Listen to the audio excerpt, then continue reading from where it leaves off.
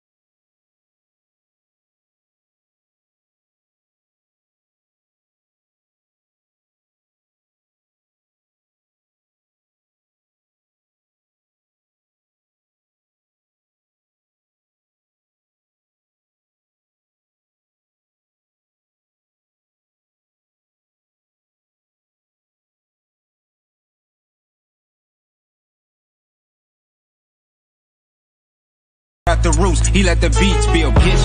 And we never switch. Even if I'm rich, I'll be broke like I'm Mitch. Niggas talking down, but that's headed in the wrong direction. But I knock the shit out like the boxing section. Cause they can't touch what they can't see. All I gotta do is be the same me. All I gotta do is keep it G. Always be the same me. While I'm solid, boy, they can't change me. No.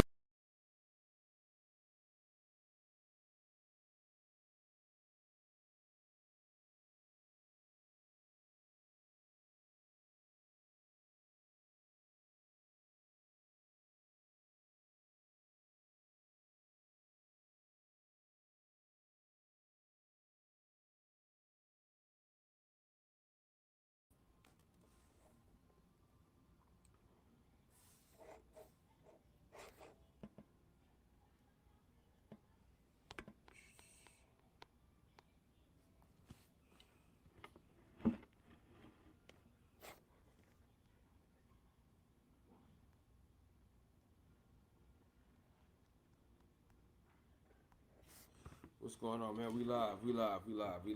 We live from the boxing section, man. Hey, had some technical difficulties, man. But we back. Let me know if y'all can hear me out there. Can y'all hear me? Taylor Bell, salute to my brother Kenlo Jones.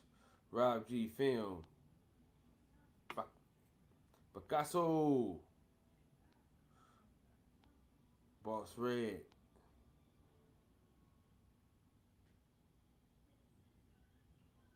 What's going on, man? We here. Making it work, man. What's going on? Best Pugilist, what's up with it, man? What's going on? President Jafar, what's going down, man?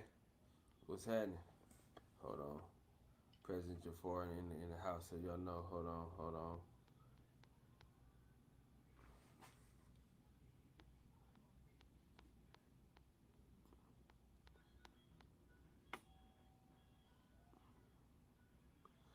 Appreciate you for all your support, big dog. We appreciate you, man, 100%. Let's see, shit.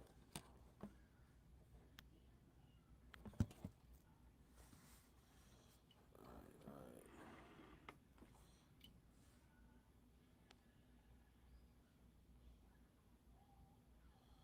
Yes, indeed. Chris, salute to you, my brother. Appreciate you for sliding. All right, man. So we here now. Let me put the link in the chat real quick.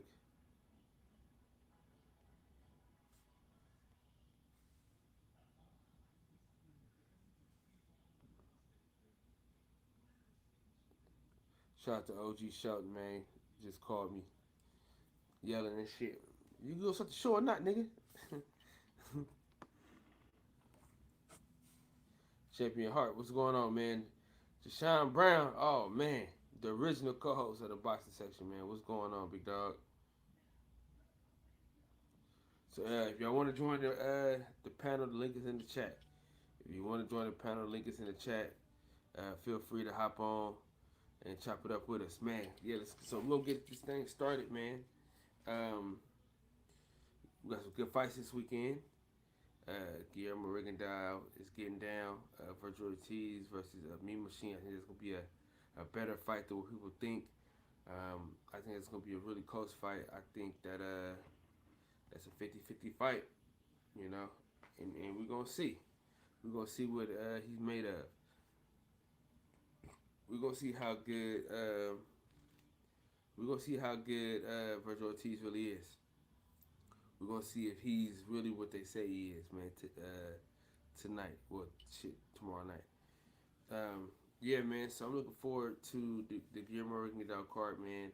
I want to see what Gary Russell, little brother, gonna do with his title opportunity. So yeah, man. I'm feeling good, man. Dude, I don't know what's been going on with my mic lately, man.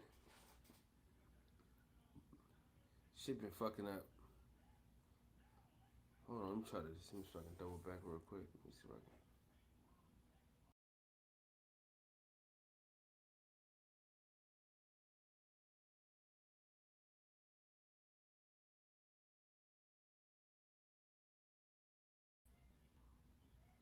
Can you hear me better?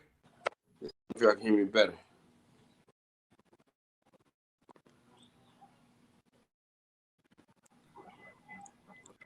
My brother, what's going on, man? How you feeling? Oh man, I'm feeling good, man. What's up with my guy, man?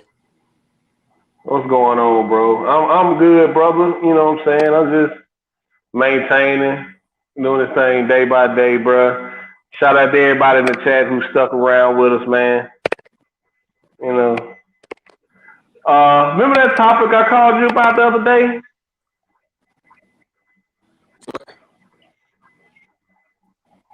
What's up? What's up? What's up, OG? Hey, guess what? Gee, what's up? Hey, guess what, Kyle? What's going on? I've been officially called a coon. The first time in my 55 years. I'm a coon now. You must what you done did now? I ain't do shit. Motherfucker say I was a coon. I don't know why he said I was a coon, but I guess I'm a coon. So, oh well. Damn. New one on me. I guess you must have been. I've never been called a coon. I've never been called a coon before. I don't know. I really don't. Hold on, I gotta pause that YouTube. Man, you can't get be that out here. Feedback in my ear. Yeah, man, I ain't never been called a coon before. I've been called a lot of things. I ain't never been called a coon before. I know. Ain't that some new shit? Man, what she done did? And you gotta break it down. You know what I'm saying? You know, OG always come in with half story, and you got you know what I'm saying? How's it a half story? I told the nigga, look, I said, how the fuck are you gonna be mad? How the fuck you gonna sit up here and call a motherfucker a nigga 700 times, right? But then you get mad when somebody call you a nigga. But all you use, every other word out of your mouth is nigga. So how can you be mad at another motherfucker for doing it when you do it? If you don't like the fucking word, then nigga stop using it. Now you can tell me if I'm right or wrong, Kyle. Wait. So he got you for saying that you don't like when other people say nigga, and you don't like when we say nigga either. And he said you was a coon for that? Yeah, I guess so. Man. I said if you don't want nobody using the word nigga around you, then stop letting nigga be the second word out of your mouth every 5 minutes. Every other word you say is nigga. So if every other word that Kyle Davis says is nigga, how can Kyle Davis be mad at anybody else for saying nigga? Well, nigga, if you don't like the fucking word, don't fucking use it. Then you got a beef. But if you constantly using the word nigga, you have no right to tell anyone else not to say nigga. I mean, if you constantly using it, that's the truth. Now, I'm not saying you're gonna let some white folks walk up in your face and call you a nigga. You're not gonna do that. That's an extreme circumstance because it's probably not gonna happen. It ain't never happened to me. Not in the last 30, 40 years. It happened way back in the day, but not in the last 30, 40 years. But my point is, if you don't like the word, then stop fucking using it.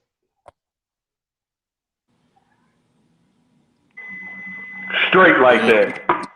And if anybody got a problem with it, let me know, because that's my job.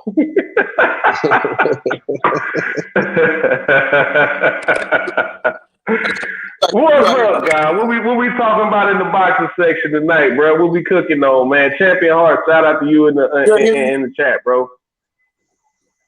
You hear me? Yeah, I can hear you, bro. My bad. You hear me? We got you, young brother. We got you, young brother. Yeah, we can hear you, bro. Okay, so listen, man. You know, y'all know it's Friday night, so we're gonna do some film study. Okay. Let me see if I can. I posted a picture earlier. What fight you picking? I think we're gonna do the best 2 rounds in boxing history. That's the first fight we're gonna do. We're gonna do the first 2 rounds in boxing history. Oh, you gonna do the Hagler Hearns fight? Yeah, then we're gonna do the Diego Corrales. I want to do Diego Corrales, right? Fight versus Floyd, And then I wanted to do what's that nigga name, man? Why you want to Arturo do a Gotti blowout? versus Floyd. And I want to Why you see. want to do blowouts, man? Why do you want to do blow? Both of them fights was fucking massacres. Yeah, that's why I want to do it. I want to see which was a better massacre. I'm picking up what you're putting down here. Unfortunately, I can't participate. I ain't got another device. I'm at work tonight. See, now you being a coon, man. Being a coon. Hey, look what President Jafar said. If I'm being a coon. Yeah, you a coon. You a coon, I'm gonna start DJ. DJ, you a coon. Yeah, man. Well, hey, Kyle, look at President Jafar's comment. Put that up. President Jafar, put that up. That shit's funny as hell. You get called. Oh man. Oh man. Oh man. That's the truth, brother. That's the truth, brother. Man. That's the truth, brother. That's a fact. Hey, it's hella funny because I be on different channels and shit, and I always gotta defend my damn position, right? And I had to tell them niggas like, first of all, just I think Errol Spence gonna win. Don't like Bud Crawford. You know what I'm saying? And I was like, I spent the whole weekend with the motherfucker, so you know what I mean? Like, so anybody could be objective. The whole matter is me. You know what I'm saying? And like I told y'all, I don't think they're gonna fight. I never want them to fight anyway. But that's just for my selfish reasons. Now, see, I was explaining that to DJ. Was that this morning, DJ, or yesterday? Or was it last night? Had it been it was either last night or I went last night. It had to been Tuesday morning, night, right? Tuesday night, yeah. We was talking about that, right? And see, this is my problem with other boxing channels. Kyle, I want you to understand me clearly on this, right? You say that you started the organization to support all black fighters. That's what you say. Well, last time I checked, Crawford's black, AJ's black, Dillian White is black, Jamel is black, Chris Colbert is black. So my question is, do you support all black fighters? Chris Colbert ain't black. OJ. How is he not black? Chris Colbert said he ain't black. He's Mexican. Remember? Man, look, check this out. When Chris Colbert walks out of the room, what do white folks call him? They call him nigger. He's black. I don't give a fuck what he says. Anyway, let me finish my point. I don't give a fuck what he says. So is it that you support all black fighters? Listen, stop talking, man. Listen. Is it that you support all black fighters, as you say? Or is it only the black fighters that you like? Because if it is, just say that. And I'm cool with it. But you can't have it both ways. You can't say you support all black fighters, but then only support the black fighters that you like. Either you support them all, or it's something different. And just say that. That's all I'm saying. All I'm saying is Chris Colbert said that he ain't black. So you can't call him black. If you call him black, you a coon. You know what I'm saying? I'm just fucking around. Who the fuck are you to decide who's a coon and who's not a coon? Who the fuck made you the official coon designator? Who the fuck made you the official coon designator? See, this is where I'm at. See, I can't be a coon because I married a black woman, so I can't be a coon and a nigga lover. You see? So yeah, I'm just saying. All seriousness, all bullshit aside, though, Kyle, I just don't get it. You know what I'm saying? If you just support the black fighters that you like, then say that. But you can't say you support all black fighters, but then you shit on black fighters. And see, OG, this is where I'm at with. I'm sorry, y'all. See, I guess I got a bad echo. No, go ahead, bro. Go ahead, bro. This is where I'm at with it, right? People sometimes confuse my my fandom of Deontay Wilder for my hate for AJ. Like, I don't hate AJ. I was a fan of AJ. I was actually pissed when he got knocked out by Andy Ruiz. I was like, well, fuck. Now Deontay Wilder ain't gonna get credit for knocking him out because a fat Mexican just did it. You see what I'm saying? I didn't want anybody else to beat him except Deontay Wilder. Kind of like how I felt about when Derek Lewis lost last weekend. I was like, damn, I didn't want nobody to knock Francis out except Derek. Right. It's not that I hate Francis. I just wanted Derek to knock him out. I didn't want nobody else to do it. So, well, I'm just saying, I'm just saying, be consistent, because like Errol getting all this hate and this bullshit talking about he faking an injury. I mean, that's the dumbest shit I ever heard. Why would you fake an injury? We all know that's bullshit. On the biggest fight of your life and the biggest payday of your life. Why would you fake that? That's stupid. They saying, well, Errol don't deserve all this hate. Well, Terrence didn't deserve all that hate. Chris Colbert didn't deserve all that hate. AJ don't deserve all that hate. Dillian White don't deserve all that hate. All them dudes is black. Jermell Charlo. What you mean? Hold on. Dillian White ain't black? Hell no. What is he, pink? Is he green? OG, we gonna take this. We gonna take this a case by case basis now. All cases ain't equal, but I get what you're saying. Listen, all I'm saying is, okay, this is all I'm saying. I'm listening.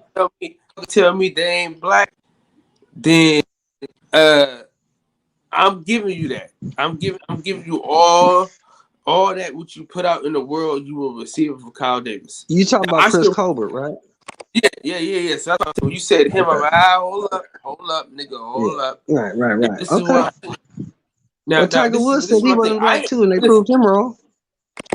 Well, yeah, I don't fuck with it. Well, this is what I'm saying. I didn't throw Chris Colbert away. I didn't throw him in the trash and say I ain't rooting for him ever again. I didn't do that. You know what I'm saying? Did I disagree with what he said? Yeah, absolutely. I throw him away in the trash? No, I did not. I got friends that say some crazy shit about Deontay Wilder, which I do not condone, because no Deontay Wilder son would be tolerated at all. The thing for me, once you start taking away your shield and your shelter, you really don't have a say in what happens to you. You know what I'm saying? Like, if people are backing you, and then you shit on them, then you can't be mad when they say, man, fuck you.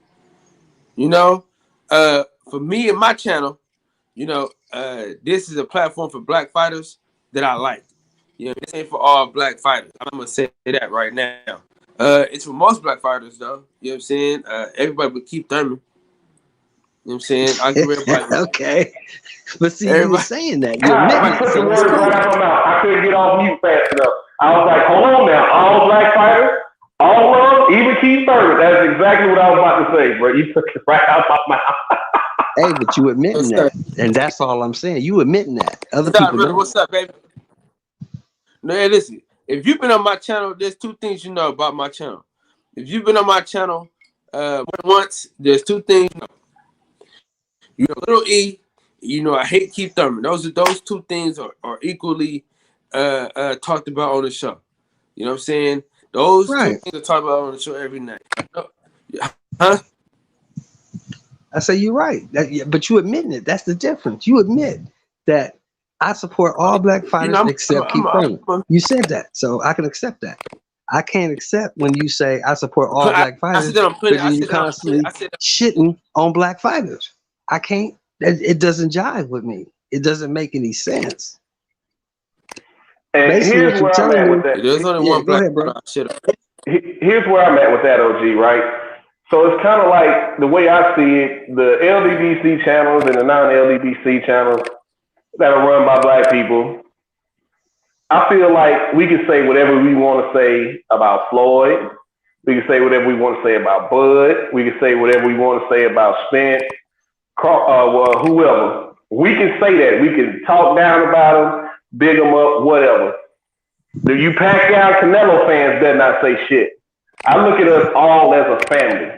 Like we can talk about each other all day, but them Pacquiao fans, them Fury fans, them goddamn not Keith Thurman, but Canelo fans or whoever, them Gennady Golovkin fans, y'all better not say shit because all y'all fighters done duck people before.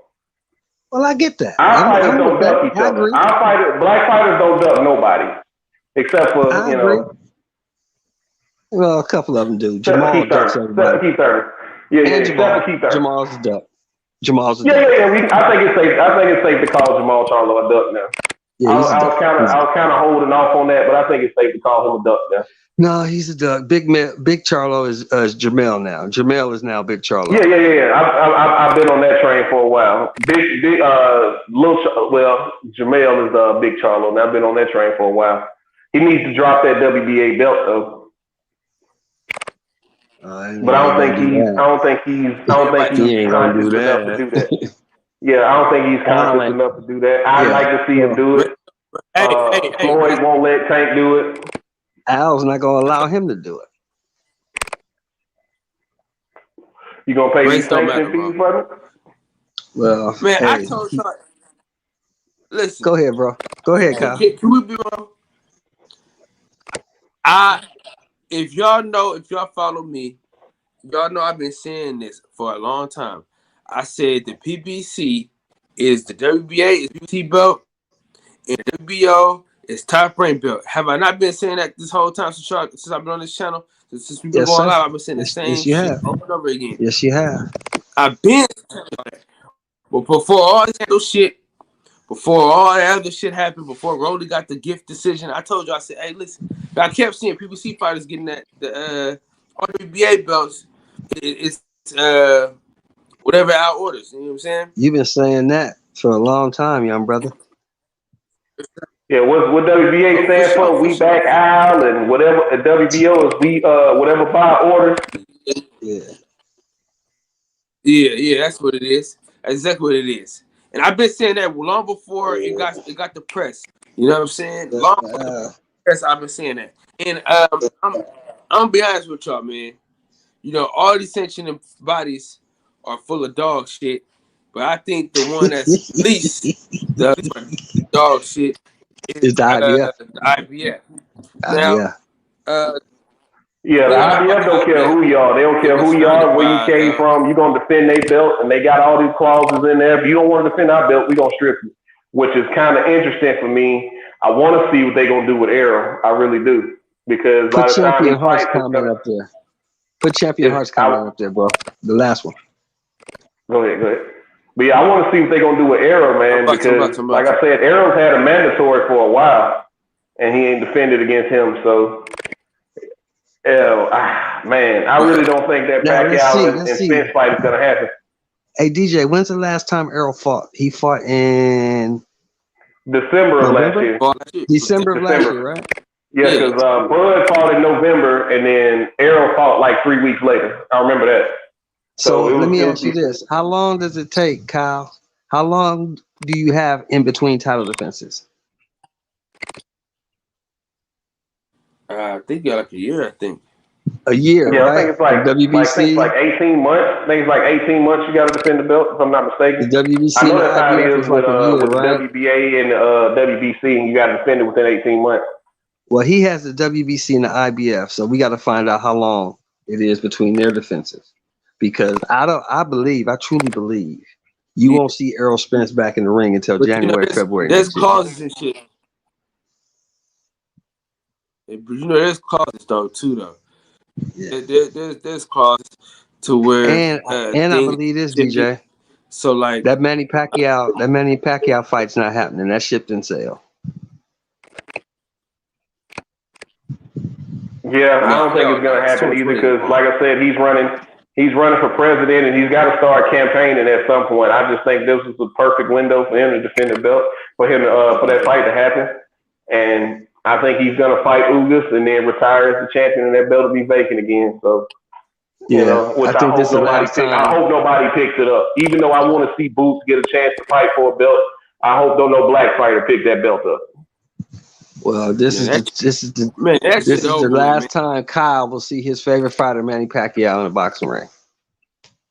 The disrespect is not going to be tolerated when it comes as it pertains to how y'all see that I got a Pacquiao getting that for Mayweather. You know what I'm saying? Yeah, I'm reading some of these comments. Who's that said that, President Jafar Keith got stripped after 2 years and he had injuries. So these sanctioning bodies don't care if you have injuries or not, man. They will strip you if you can't defend the belt. If you can't or won't defend the belt, they will strip you. I've seen that happen. The UFC is a little different. Now, it took them forever to strip Dominic Cruz. Dominic Cruz blew out both of his knees. He blew out his ACL in one knee, and I think he tore the meniscus in his other knee. And he was out for like 2.5, almost 3 years. And they had Renan Barão as the interim champion for a long time. He was the interim champion, defending the belt in that weight class. And finally, before I think it was the TJ Dillashaw fight, they finally elevated him to champion once Dominic Cruz got injured again. They finally said, okay, we're stripping Dominic Cruz. We're going to make Renan Barão the bantamweight champion. And then TJ Dillashaw came in there and mopped him up. Now, that's a little different, but I know boxing is different from that.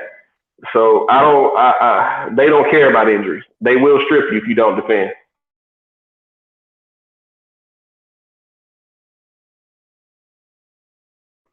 Which is also going to be interesting if Tyson Fury don't make that October 9th date, which, man, I'm so done talking about that fight. But if he don't make that date, I think he will get stripped then.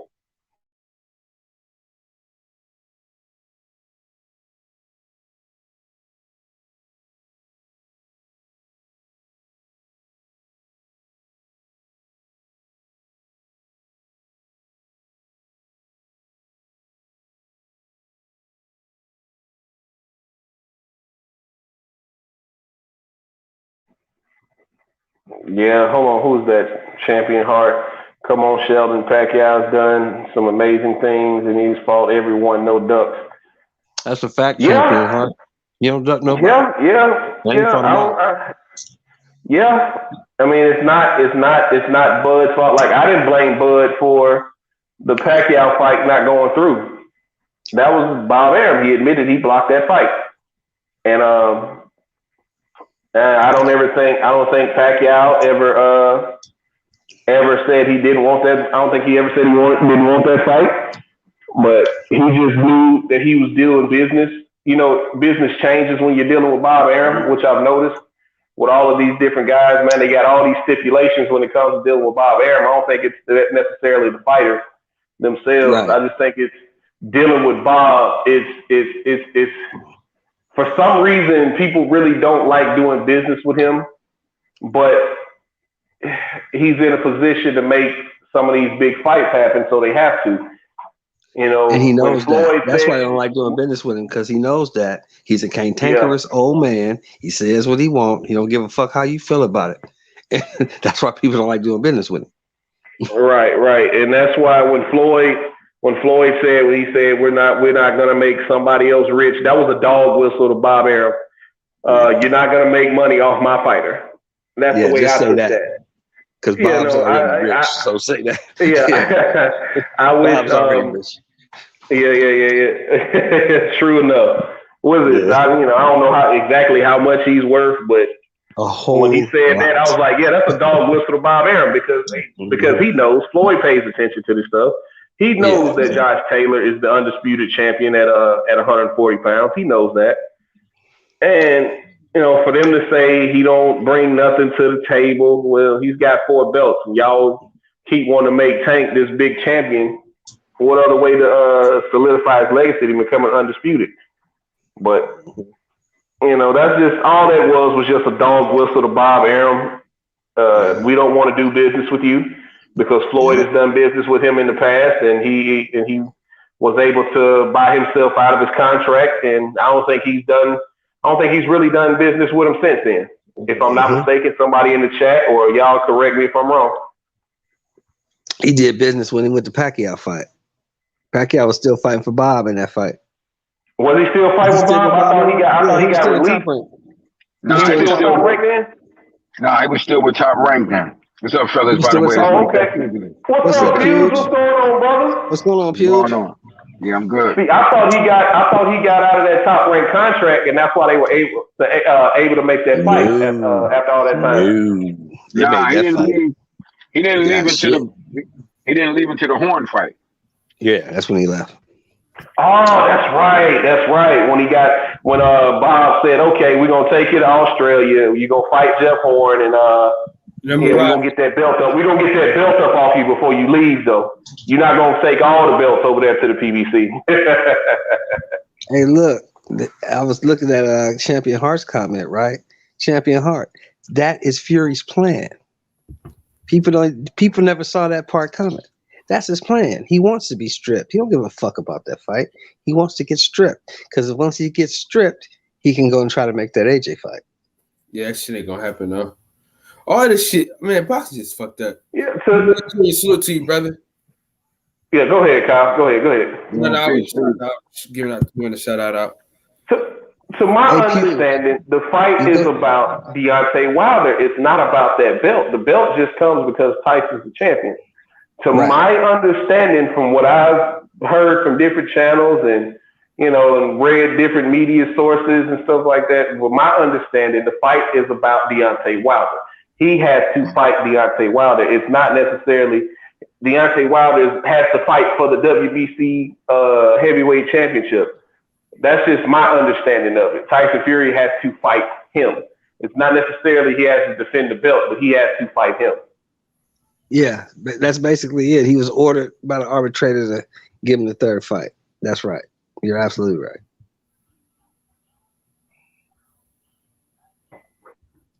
But Pewds, what you think about my little conspiracy theory there?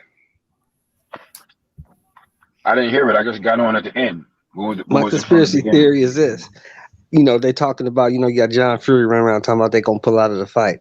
I think Fury wants to be stripped because I don't think he really wants this fight. And after he gets stripped, he's going to try to go make that AJ fight. Wouldn't surprise me. It wouldn't be above what they're capable of doing. It wouldn't surprise me at all. I wouldn't put it past him. I'm not too sure that fight going to take place, man. I'm not confident in that shit, man. What happened this last time shows you that they're very capable, man. They're very capable of not making this shit happen, man. So don't be surprised. I'll be honest with you. I want the fight to happen, but I don't think about it like it's going to happen like that. I want it to happen for Deontay Wilder's sake, but I'm not really viewing that fight like it's really going to happen yet. We're too far out, and what just happened to me is a clear indication and a clear indicator that it very well may not happen. Should you hear his father putting this stuff out now? Because I haven't heard this. This is my first time hearing it. If his pop putting it out, they putting it in the air for a reason. Yeah, he put that shit out Wednesday, bro. Yeah, they putting it in the air for a reason. Brandon, his daughter was sick. His daughter was born premature and she was sick. And, he's saying if she don't recover and is fully healthy by the time they pulling out of that fight. Yeah, these are all excuses for him to use. Exactly. Mm-hmm. All right. So fellas, let's do this real quick before we get it popping. I want everybody's opinion on this. You guys can tell me which fight do y'all think? What performance y'all think was better? Mayweather Corrales, Mayweather versus Gotti, and then after that we'll jump right into the Gotti fight, or we could do whichever one y'all want to watch first. We can get into it, and we can Mayweather Corrales was the better performance because Corrales was a better fighter than Gotti. Yeah, that's what I was going to say. He just answered the question for me. And besides the fact that I won a ton of goddamn money on that fight.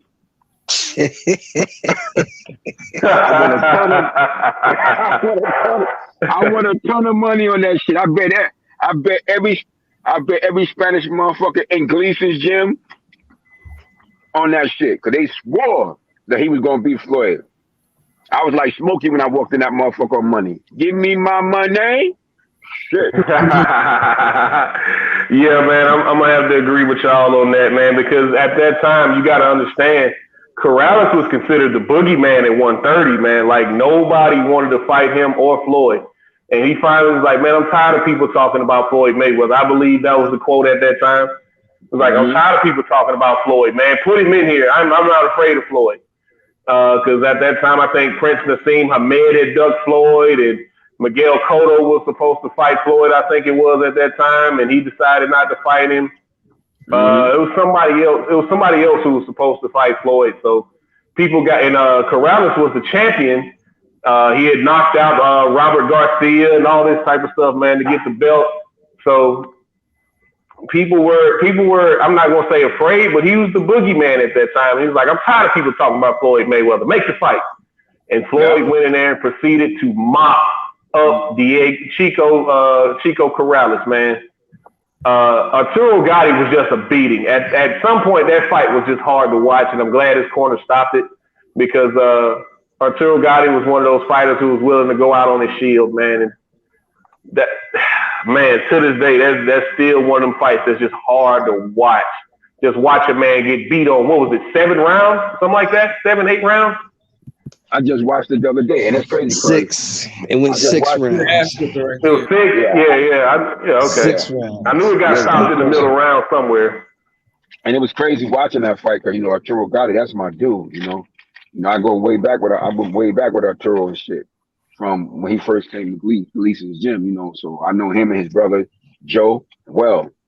And it was kind of tough saying that shit, because I knew when they made that fight, I was like, this shit gonna be a slaughter. And I just knew because styles make fights. And I was like, either way, he gonna be up the creek without a paddle. Because you remember at that time when he fought him, Buddy McGirt was training him.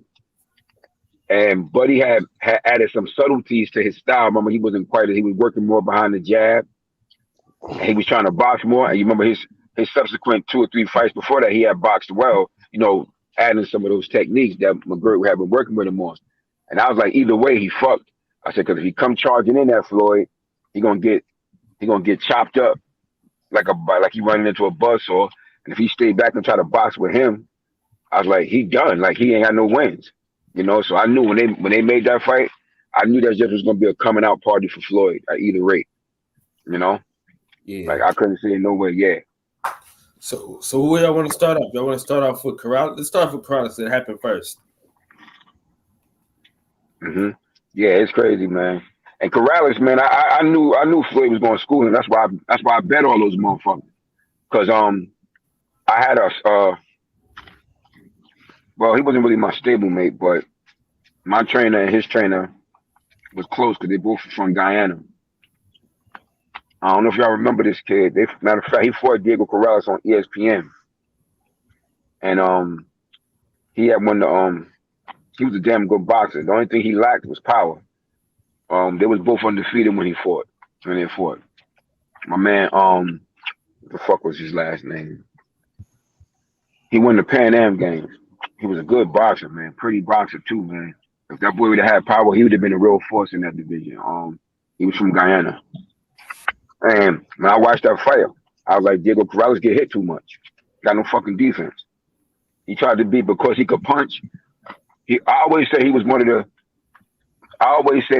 dumbest boxers I ever saw with his physical gift. Because he had a decent hand speed. He had, at that weight, especially at 130, he had good range and obviously good pop.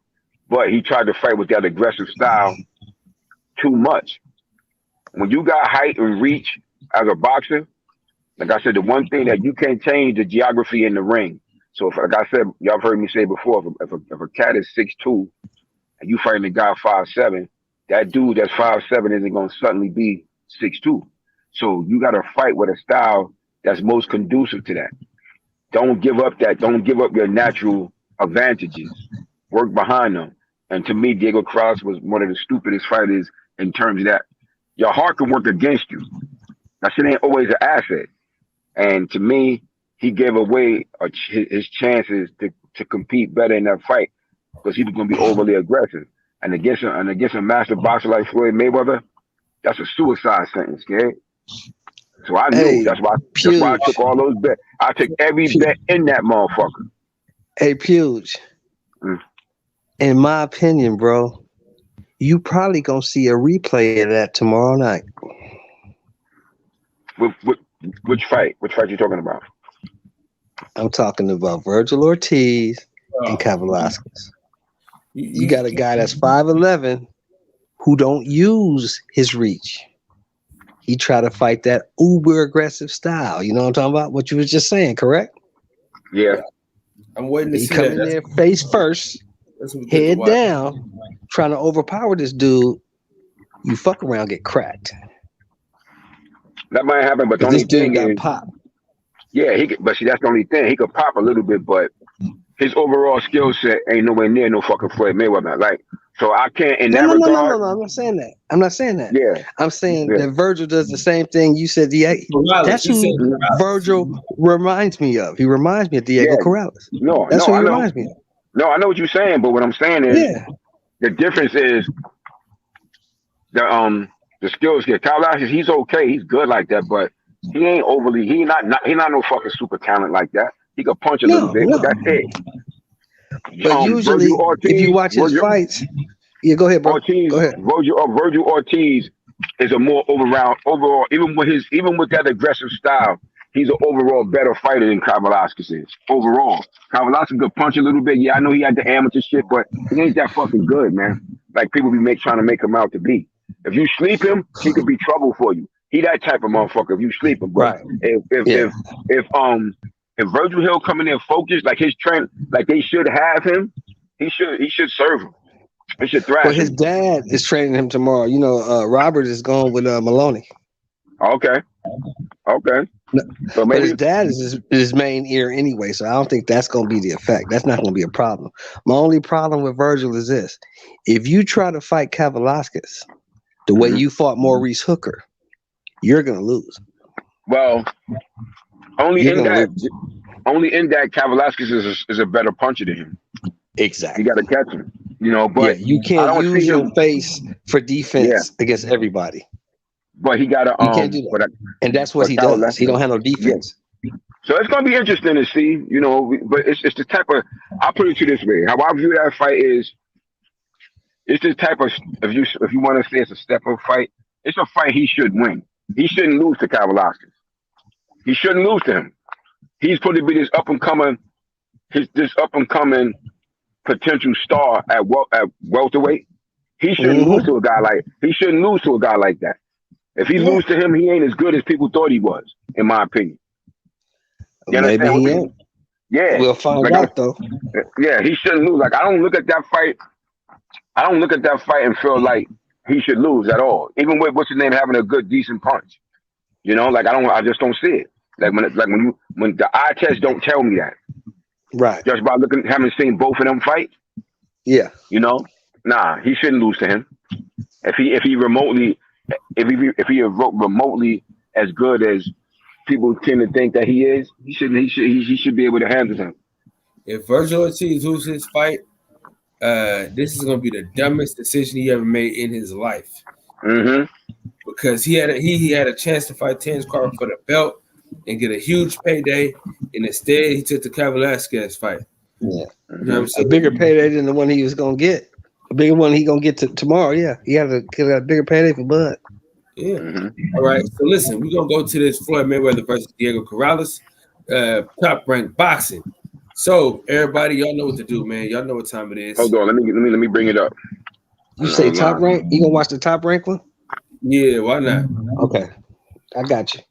Cause I got two. I got the top rank and the HBO. Yeah, the top rank. I think it's not gonna have all the bells and whistles and shit like that. Yeah, I'm just gonna turn the sound down anyway. Hold on. Let me find this. I don't need to hear Teddy Atlas telling me a whole bunch of bullshit. Shit, it ain't him. It's the other nigga. Ryan Kenny. Nah, fuck that. It's the other nigga, man. Oh, you talking about Jim Lampley and Larry Merchant? Trying to fill your head with lies. Listen, we watched this fight and we were like, what the hell are they talking about, bro? Okay, let's see. Yeah, I remember I was watching the top rank one. I got it. I got the top rank one. He had the motherfucking Pacquiao Timothy Bradley fight. He had that motherfucker scored 11 rounds to 1 for Pacquiao. I was like, God damn. What fight was that? Which fight? Which one? Oh, we rewatched Pacquiao Bradley 1. And you see that little shit that Larry Merchant be doing? Mm-hmm. I was just looking at it because we had the sound down. At the end of the fight, this motherfucker had the fight scored 11 rounds to 1 for Pacquiao. I was like, this motherfucker's tripping. I didn't have that. I didn't have Bradley winning that fight, but I gave him more than one fucking round. Shit. God damn. Hey, if y'all got it saved, man, if y'all need a minute to roll up. I got it set. I'm ready. I'm ready. Just tell us to go. Just say go. You want to do the countdown? You want to do the countdown, or you going to go straight to it? I'm going to do the countdown right now. All right, I'm set.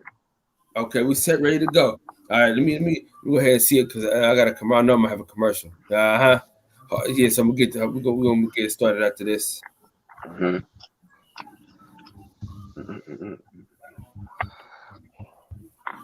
Yeah, Jim Lampley be on some bullshit, dog. Yeah, they'll just tell you some weird. I mean, I said, these motherfuckers really will tell you some weirdo shit. And you'll be believing it too if you listen to them. Mm-hmm. All right, here we go.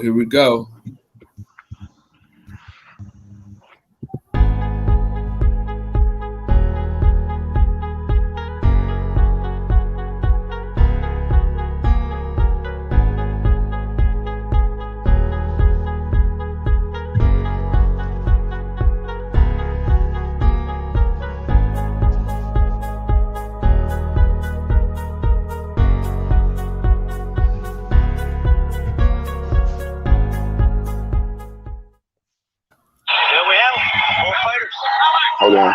Turn that shit down, Kyle. That ain't mine, nigga. Nah, that was me. I turned it down. Fuck around and get a strike, nigga. Nah, I turned it down. Yeah. Sugar Ray later. Let me know when they start fighting for y'all. I'm on they're in the center of the ring. They just touch gloves on mine. Okay. Let me know when they start fighting for y'all. I'll start it. They're both in the corner. They're showing Floyd, now they're showing him. And I'm checking Floyd trunks. I'm at Richard Steele. There you go. There it is. They boxing. They boxing. Looking real nice and crispy and fast right here. Yeah, I knew Floyd was going to school his ass. Yeah, the brother I was talking about, my man, that was Gary St. Clair. That was his name, Gary St. Clair. Oh, okay. He was, Gary St. Clair. He fought Corrales on ESPN. They had a good match, man, but he was hitting Corrales easy. The only thing he couldn't pop. He didn't have that pop on his punch, but he was a good boxer. But he just couldn't. He didn't have that real crack. And Corrales was strong and was able to get off a couple of big shots on him because he could take his punches. But he was. I just noticed that he got hit too easy, and I was like, Floyd Mayweather could punch a little bit. I said this shit gonna be a problem for him. Woo! Floyd stunned him already. Wow. Yeah, fought on his ass already. That body jab was beautiful. Yeah, see, a lot of people forget, man. Floyd was sleeping dudes that goddamn 130, 135, man. Yeah, he could punch a bit. I was like, nah, he could. And that's because I noticed, like, when I saw Gary for Corrales, I was like, damn, Gary was a good boxer, and he was able to hit him easily, but he just didn't have that pop. I was like, shit, Floyd got pop in his punching at 130. And he can't hear Floyd either. Yeah, that was always one of my biggest regrets in boxing, man. Is just we never got to see Floyd and Shane Mosley at 135, man. I really would have loved to have seen that. Mm-hmm. Man. Yeah, that would have been a hell of a fight, y'all. Yeah, we talking about I love how Floyd losing their hand. Look at that body fight, round one. Mm-hmm. Yeah, I got 55 seconds left. Yeah, I got 57 left, 56. Yeah, we right there in the same area. Mm-hmm. We all in the same spot. I'm be honest with y'all, man. The better performance Arturo Gotti, man, because for round one he just beat the dog shit out of him. Yeah, but that's all you're looking for, Kyle. You just looking for Floyd to beat the dog. You want to see him beat the dog shit out of him. But like Sheldon said, I agree. You got it's not just the performance should be based on the opposition, not just what the dude's doing. Because you can watch me hit the speed bag, and I can get busy on the speed bag right now. You understand? It's the opposition. The opposition, that's what makes you have a better performance. You should be judged on your opposition and how you did against a better opponent. Yeah. Because Corrales is throwing punches and shit, and Floyd moving and blocking and dipping beautiful. And then tagging him. Floyd looking real crispy and fucking fast right now. And then he tagging him. And then like against Arturo, he looked good, but he just was hitting speed bag on Arturo and shit. Arturo wasn't doing shit back. He was just standing there getting hit. Like DJ said, that shit got hard to watch after a while. Yeah, it was a mix session, man. It was like watching Floyd hit the mix. Exactly. Him and Roger. For me, that was hard to watch, y'all. That was hard to watch a grown man get beat on like that at that time. Yeah, him and Roger doing that fucking pad work for 45 minutes. That's exactly what that shit looked like. That shit was amazing. But Corrales was trying though, and he still. But Floyd was just so sharp. He would step here, step there. He'd catch this shit, then fire off of that. This shit was beautiful right here, man. This is his best performance, man. Huh? I've seen that fight. I've seen that fight about 2-3 times, man. And every time he started backing Floyd up, Floyd would come out, pull counter, turn his ass off the rope. I was like, oh my goodness. Yeah, this was beautiful. Because you know what it was too? It's like that when you're a fighter and you at the top of your craft, when you fighting some opposition that's supposed to be good against you, you know you're gonna bring out your best, and Floyd did that. Because at 130, everybody that was supposed to be a challenge for him, that before those fights, and people was talking about the other guy had a real chance, Floyd gave good performances against Manfredi. Against Gennaro Hernandez, which is the only time I actually bet against. That was the first. I actually picked Gennaro Hernandez in that shit. I didn't think Floyd was ready, but after that shit, I was like, nah, I ain't picking against his ass no more. Wow. His ring generalship was so good in this fight, man. He looked like he was just so aware everywhere he was at in that ring. Wow, look at that body jab. Wow.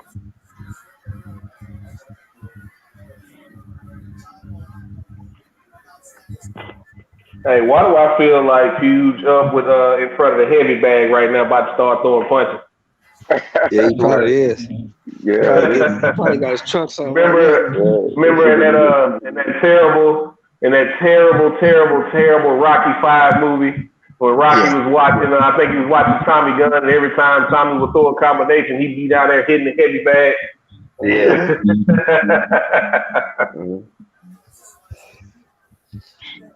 Yeah, Floyd was sharp, man. He was real sharp. He was at the height of his superpowers here, kid. Mm-hmm. But see, that's the difference between a champion and a regular fighter, right? Huh? Because if you in the ring with a champion, and that champion feels you ain't supposed to be in there with him, he's gonna get you out of there. You ain't supposed to be here, so I'm gonna get you the fuck out of here. Yeah. And when you hear how they scored the fight. I want to see how they scored this fight. Right now it's 2-0. It's 2-0 Floyd right now.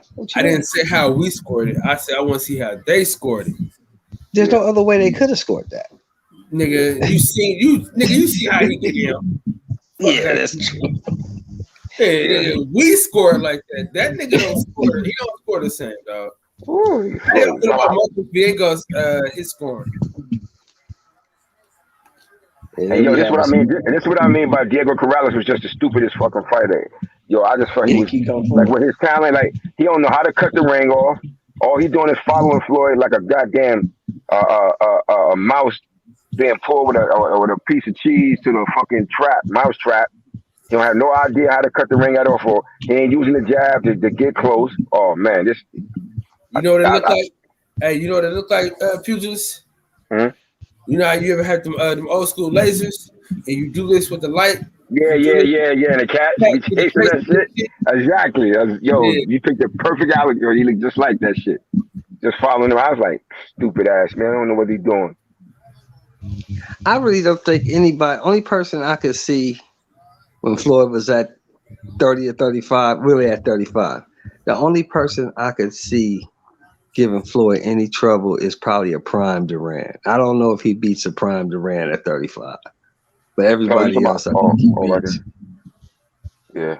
Now, you know who I think? You know who? Yeah, Durant, of course. You know, Durant at his best against any of them guys at 130 to 135. He gonna give any of them a problem. Yeah. But you know who else would have been a good fight for Floyd at around that weight? Because he could box, but he was a much better boxer than he given credit for because he was scoring a lot of knockouts. Is that damn Aaron the Hawk Pryor? Yeah, I don't think he beats the Hawk at all. Aaron the Hawk Pryor he was a much better boxer than he given credit for because he was scoring all those knockouts all the time. But Aaron Pryor, them guys, Sugar Ray Leonard, Thomas Hearns, Aaron Pryor, all those guys who came through that amateur system doing them, they all were excellent boxers. They was all excellent boxers. Like excellent boxers. And they all got the fuck away from Aaron Pryor too. They was not fucking with him. Because Aaron Pryor could box. Aaron Pryor could get on his toes and dance around the ring if he needed to. But he could also get in there and go in the trenches with you as well. You know what else he had that nobody else had, best pugilist? Go ahead, what? The one I mixed. Not that one. The one Yeah. But yo, you know what's crazy about that shit, though? But even with that shit, though, he didn't even need that shit. Because in that rematch, Emmanuel Stewart traded him in that rematch, and he destroyed Alexis Arguello easier in the rematch. Aaron Pryor just was off the hook, man. Because he was highly motivated, driven dude. Look at this fool, man. This dude is sharp as a motherfucker right here. Man, see, I think a lot of people forget. I know not y'all, but I think a lot of people forget, man. Give me a time. Shane Mosley was stretching dudes at 135, dog. Like, he was super fast. Give me a time. He was fast, and when he hit you, dog, like I forgot who it was, man. But God, man, Shane Mosley was just straight icing people at 135, dog. So I got to put him up there too.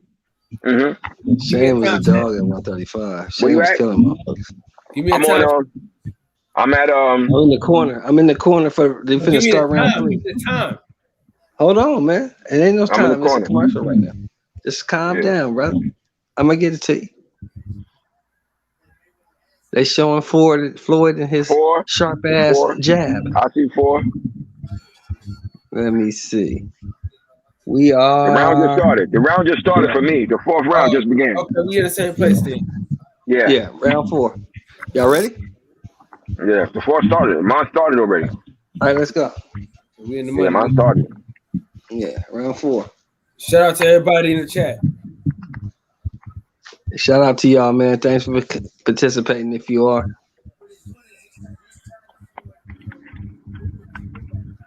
This motherfucker is sharp as fuck, man. See, Diego Corrales was supposed to fight this fight the way Thomas Hearns was fighting Sugar Ray Leonard early in that fight. Even though Thomas Hearns was aggressive and he was coming at Ray behind his jab. But the problem with that, Puge, is this. The problem with that is Diego Corrales was good, but he ain't no Thomas Hearns. No. He had the talent. He had the skill set. He just wasn't trained that way. But he had a good jab whenever he decided to use the shit. But he always was trying to fight to knock somebody out. Like he was never. That's what I'm saying. Thomas Hearns did everything off the jab. If you ever watched him fight, everything was off the jab. That's because Emmanuel Stewart trained him that way. You understand? Like Diego Corrales. Like I felt like that's why I always used to say he was like a stupid fighter, and I say that based when I'm actually not condemning him as much, but the people who trained him. Right. You understand? Yeah. When you got the length and stuff like that, you got to fight behind your jab, man. Mm-hmm. Yeah, he had decent hand speed, and he had damn good power. You understand? See, Floyd fought the way he fought because he was well trained. Floyd Mayweather was well goddamn trained, man. Right.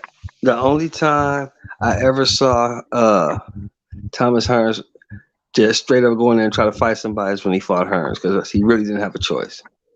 Who? When he fought Hearns, when he fought Thomas Hearns, he didn't use the jab. He couldn't use the jab. Hearns was, Hagler was all over. You mean Hagler? Oh yeah, you mean Hagler? Oh yeah. I'm about to say you said Hearns twice. Yeah, Hagler. Yeah, when he fought Marvin. Yeah, when he fought Marvin, he didn't have a chance to use the jab. He just had to fight. Yeah, because Marvin was smart. Because Marvin Hagler was a smart boxer. He knew. He's like, I ain't trying to box this motherfucker. I'm going at him. He said it. I saw him in the interview. But which is smart. He's like, I'm not trying to unbox him, so he's going to outbox me. So I'm just going to take it to him. Oh, I got a commercial. What would y'all think about? I got a commercial. That's all right. What would y'all think about? What would y'all think about Aaron Pryor at 130 against Adrian Broner? Destroys. He's gonna be there. He's destroying him. He destroys. I'm back on. Oh, y'all think so? He destroys AB. He destroys him. I don't know, man. Pryor was special, man. Aaron Pryor was special, bro. Yo, Aaron Pryor was different. Look, Aaron Pryor only fought 140 because all those guys were scared to fight him at 135. Including the guy who he beat, including my big bro who beat him in the Olympic trials, which was Howard Davidson. They didn't want that smoke with him, yo, as a pro. That's why he moved up. I'm going to tell you somebody else who starches AB at 130. Straight starches him. Arguello. Arguello beats the shit out of AB at 130. Nah, I can't really agree with you on that. I do. I think Arguello starches him too long. Nah, you know why? Nah, not even just that. Because one, AB take a damn good punch, and two, at 130, if AB boxing, moving around, Aaron Pryor, unless it's our girl, struggled with anybody who could move. Yes, he did. Anybody who could move. And if AB was moving, if AB was moving, like he fought at 130, because he used to box more, he used to move more, he might give Alexis some trouble, man. He'll give him some trouble, but Alexis will wind up stopping him because on Adrian Broner's best day, he's no Aaron Pryor. He's nowhere near Aaron Pryor. Yeah, but I'm saying But AB got a great chin. Like to stop him, you're gonna have to be able to. He ain't been knocked out. That nigga got a good chin. Yeah, he been in good punches. He been in some good punches. Some damn good punches. But you know, Arguello could crack. I mean, really crack. But Arguello usually cracking when guys coming towards him. But any guy who can move, like what's the name beat his ass? He fought that Spanish guy. I remember this guy too when I was young. He was a good boxer. He was never a champion though. But he outboxed him Alexis Arguello. Bazooka Lamont? Nah, he fucked Bazooka Lamont up. Bazooka Lamont was coming forward. The guy I'm talking about, he was a good boxer because he fought Duran too. One of those four. You remember Alexis Arguello record? It's Silvio Pedrosa. Alfredo Escalera? Nah, not none of the champ. Not none of those guys. Hold on, it's gonna come to me. This guy, but he was a good, smooth boxer. You remember Alexis Arguello record was like, by the time he started getting really known, his name was on. His record was like 40, 74. First title shot. Yeah, 74-4, right? When he got his first title shot. One of those four losses is to this guy I'm talking about. He was a good boxer, smooth boxer, but he couldn't. That guy wasn't better enough. I don't think he was as good as. Well, I can't say. I don't think he could have beat Adrian Broner, but he was a good boxer. He was a pretty smooth boxer, but the thing that made him difficult, which was Arguello's biggest weakness, was a boxer who could move. And I think AB, I think that would have been too problematic for Alexis. Was AB's ability to move and his defense at 130. I think that might have been a little bit too much for him because he had a problem. Let me ask you this. You took the words right out of my mouth, man. It's just Adrian Broner really doesn't get hit a lot. Yeah. He get people outwork him and outpoint him, but he really, if you really watch his fights, and I brought this up before might have been on another channel. Adrian Broner really doesn't get hit a lot, man. And even at them lower weights that he grew out of, like he was icing people, dog. Like that counter left hook of his was putting dudes in another stratosphere, dog. Like so. Yeah. So that's why when people get to talking about Adrian Broner now that we know about all his troubles and everything that's happened to him outside of the ring, people forget how special he was at 130 and 135. I hate that he skipped 140. But he saw an easy lick in Paulie. He should have knocked Paulie out, but I don't think his power carried that far up. Yeah, I think the guy I'm talking about. Yeah, I just remember the guy's name. I just remember the guy's name. His name was Ruben Munoz. Ruben Munoz. Ruben Munoz. Y'all at round 5 yet? I think that was his name.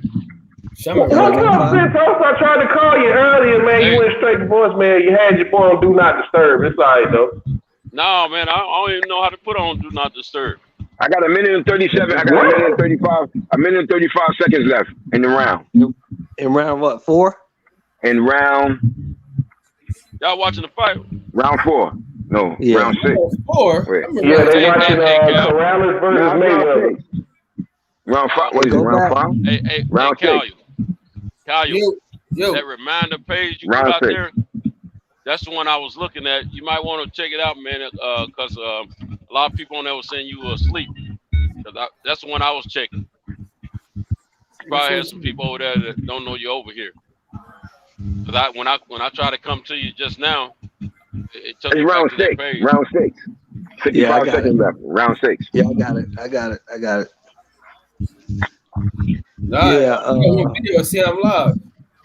Huh? I think ADJ and Puge. I think Boza Edwards beats AB though. Boza was tough, but I think Boza beats him. That's interesting. Boza was tough. At 130 though, Adrian Broner was really something special, man. He was. He should have his ass to 140. Yeah, he jumped up too quick. And beating Paulie was the worst thing that ever happened to him. Yeah, like I said, he saw an easy lick in Paulie, so he went up there and got that belt. But that was the worst thing. His power didn't come up to 47, man. It just didn't. That was the worst thing that ever happened to him, beating Paulie. He was because that convinced him he could compete. And he got up there and got in there with Madonna, and it was ugly. Floyd just caught him, just dropped him with that lightning left hook. That shit was a thing of beauty. Ronald ran into a crocodile. God damn. That shit was beautiful. All he could do is smile. That shit was so goddamn quick. Yeah. Yeah, then he tried to protest the stoppage. No, sir. You get your ass thoroughly whooped, man. Floyd was going at him too. Once Floyd dropped him, Floyd went in and tried to attack at him too.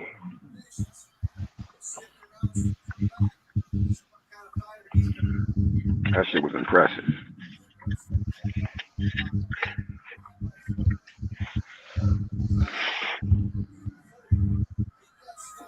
Woo! That hook is lightning quick. He was towering over Floyd too. Floyd like a little kid in there, but he was lighting his ass up. Yeah, now, who was Floyd's promoter at this time? Was Floyd still with Jay Prince? Top rank. Oh yeah. I think it was. Jay Prince. He was with Jay Prince right here, right? Yeah, he was with that Top Rank banner. Mm-hmm. Yeah, I think Jay Prince was more of a his manager or whatever. What? This you talk about this fight in his book.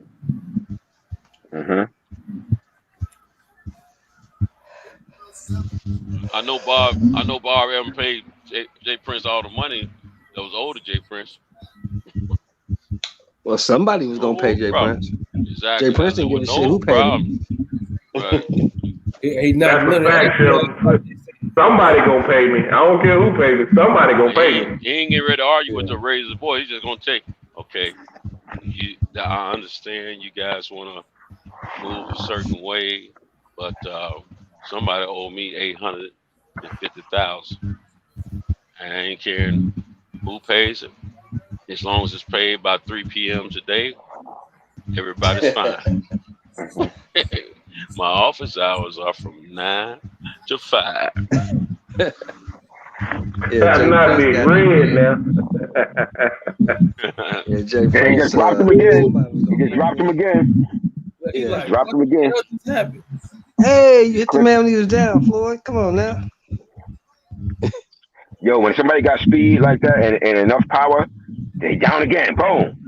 He made him hold that other one while he was already on the floor. Floyd gave him one more just to hold his ass. Hold that too. And he hit him back of the head too. Yeah, right there. Yeah, that's what I say. He gave him that shit. Told him to hold that too. Say hold that too. Word, hold that shit too. See, he could have got in trouble for that shit. Yeah, he got disqualified. But you know what it was? He was so goddamn. He was shit. As tall as he was, he was damn near Floyd's height when he was on his knees and shit. That's what it looked like. Boom. Yeah, because if you look at it again, he was damn near half Floyd height. Let's see. He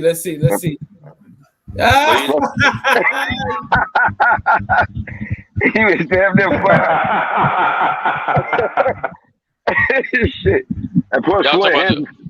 The Corrales Diego fight, right? Yeah, plus Floyd hands are so goddamn moving so fast, man. You said it's handy twice, Santos. Huh? Woo. What you say, Kyle? You said the same thing twice. His hands so quick. Because I was asking. His hands so quick. Didn't come from me. But hey, you know what? Actually, Floyd made him look like the little boy. Yeah, but skill-wise, but I'm talking about physically, he looked like the little boy in there. Yeah. Skill-wise, he made him look like a little boy. But I'm talking about the size matchup. Floyd looked like a little kid in there next to him. That was a fight that no one expected to go one-sided like that. I did. Shit, you crazy. You crazy as hell. Shit, I didn't expect it. The way your boy was knocking folks out, I didn't expect. I was not sold. I expected Floyd to outskill him. I expected Floyd to outskill him, but I didn't expect Floyd to be knocking him down left and right like that. I mean, I swear to the Most High or whatever God any of y'all believe in. This fight went exactly the way I thought that shit was gonna go. Yeah, I told them at the beginning. Like I told them at the beginning, I bet every Spanish motherfucker English in gym. I made off like I had Rob fucking Fort Knox in there, man. Cause they all swore he was gonna beat. Oh, he has more knockouts than Floyd has fights. I'm like, that shit ain't gonna mean nothing. I said he ain't nowhere near Floyd Mayweather. He ain't nowhere near his class. Down here, man. It's always something going on. I don't think I ever been more confident in any fight I ever bet on in my life than this shit here. On that side. Well, I tell you another fight. I mean, it was gonna go that way. Was that next fight we finna watch? I knew Arturo Gatti had no chance. Yeah, I felt bad and shit because that was why they made this fight. Cause that's my dude. I told you, Arturo was my boy, man. Yeah, me and one of my homies was just me and one of my other bros and shit. One of my large brothers, we was just talking about it because he trained with Arturo. We were just talking about him the other day and shit. But I was like, yeah, this gonna be a slaughter. This is gonna be like Sugar Ray Robinson and Rocky Graziano. Yeah, I was like, I don't even know why they made this fight. This is stupid. Word. Yeah, man. This shit gonna be a slaughter. This shit gonna be like Sugar Ray Robinson and Rocky Graziano. Yeah, I watched Floyd and Floyd and De La Hoya earlier before I laid it down for the evening. They popped up on YouTube on my timeline. But that was but you remember before the fight, you remember how Floyd was saying, like, remember what Floyd was saying, man, that motherfucker's a beast as a C fighter compared to everybody like, nah, I was like, nah, I said in comparison to him, he ain't lying. And I said, true, my man. I said, but this guy said Mayweather on the next level, man. He said before the fight, what now? I didn't make out what you said. Remember before the fight. Yeah, he was saying he a C-class fighder compared to him. Oh yeah. He kept saying he that. Wasn't he lying. told everybody. He was not everybody that said he was not lying. He had been in, and Arturo had looked good and not looked so good, but he had been in so many brawls. You couldn't. I could see why people didn't agree with Floyd on that, but Floyd made sure they understood the difference between an A+ fighter and just a C average fighter. Fact. And I was like, some niggas. I remember some cats like, nah, he's bugging. I was like, nah. I said, he telling the truth, man.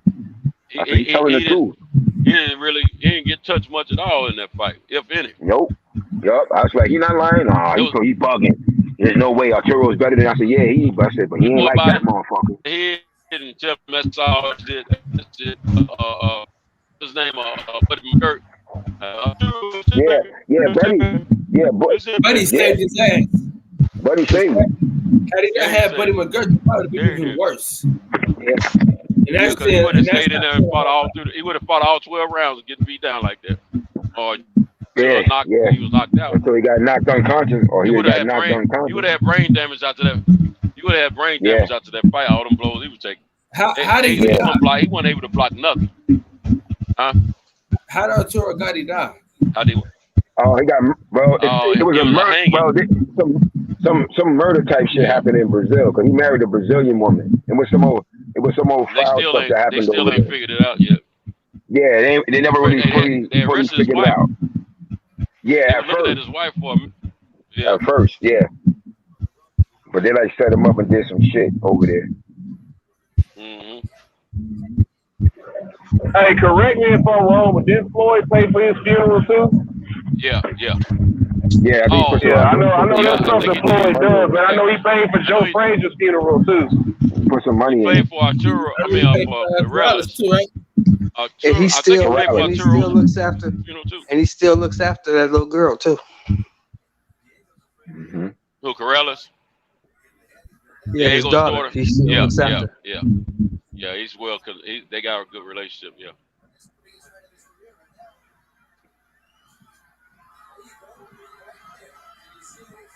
See, I'm not exaggerating, though. I really did feel this shit was gonna go exactly the way. I did not think this shit was gonna be competitive like that. Because I felt stylistically, this is perfect for Floyd Mayweather.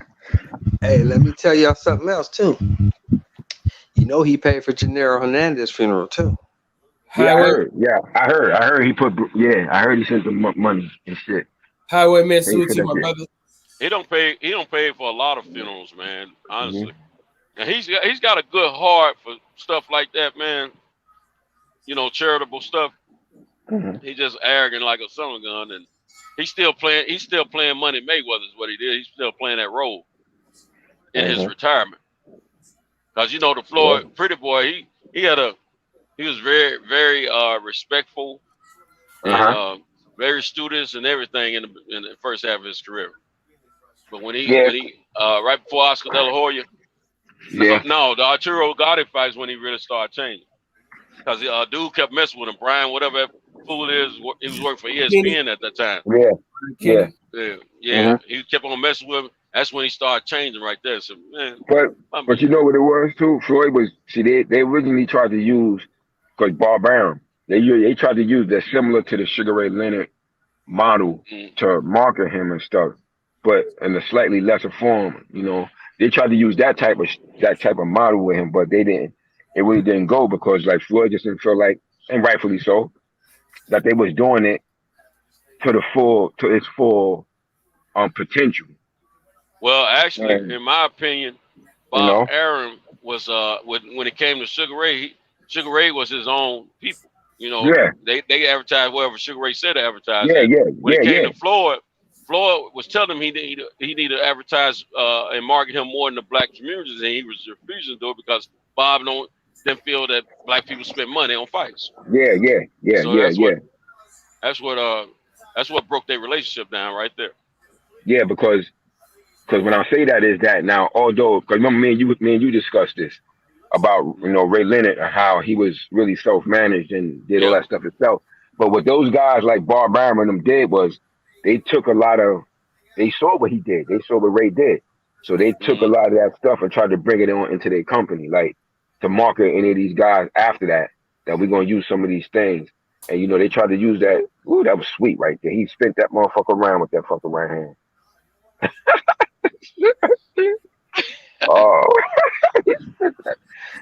Oh, he stopped it. He spent his ass around. Shit, I don't know what you were so mad for. Shit, they saved your ass. Yeah, it's them that saved him, man. That nigga said, "Get your ass out of my face." Stepdad said, "Man, you ain't, no, man, we done." Yeah. Hey, that's true love right there, man. Mm-hmm. You know, it might not have been his blood father, but he showed that was his son right there. You know what I'm saying? Yeah. Loved him that much that he stopped that fight because he didn't want him to get hurt too much more. Because I mean, boy, he got knocked down. Well, he had been knocked down three times in the same round at one on that last one. Well, I think he went down 6 times in total and shit, right? Yeah, that's about 6 times the whole fight. 6 times in total. Hey, he got so used to getting knocked down in that fight, man. He went down to one knee and came up off the other knee. Spun around. He spun that ass around. Yeah. Hey, when you hear Bob Arum list his accomplishments, right?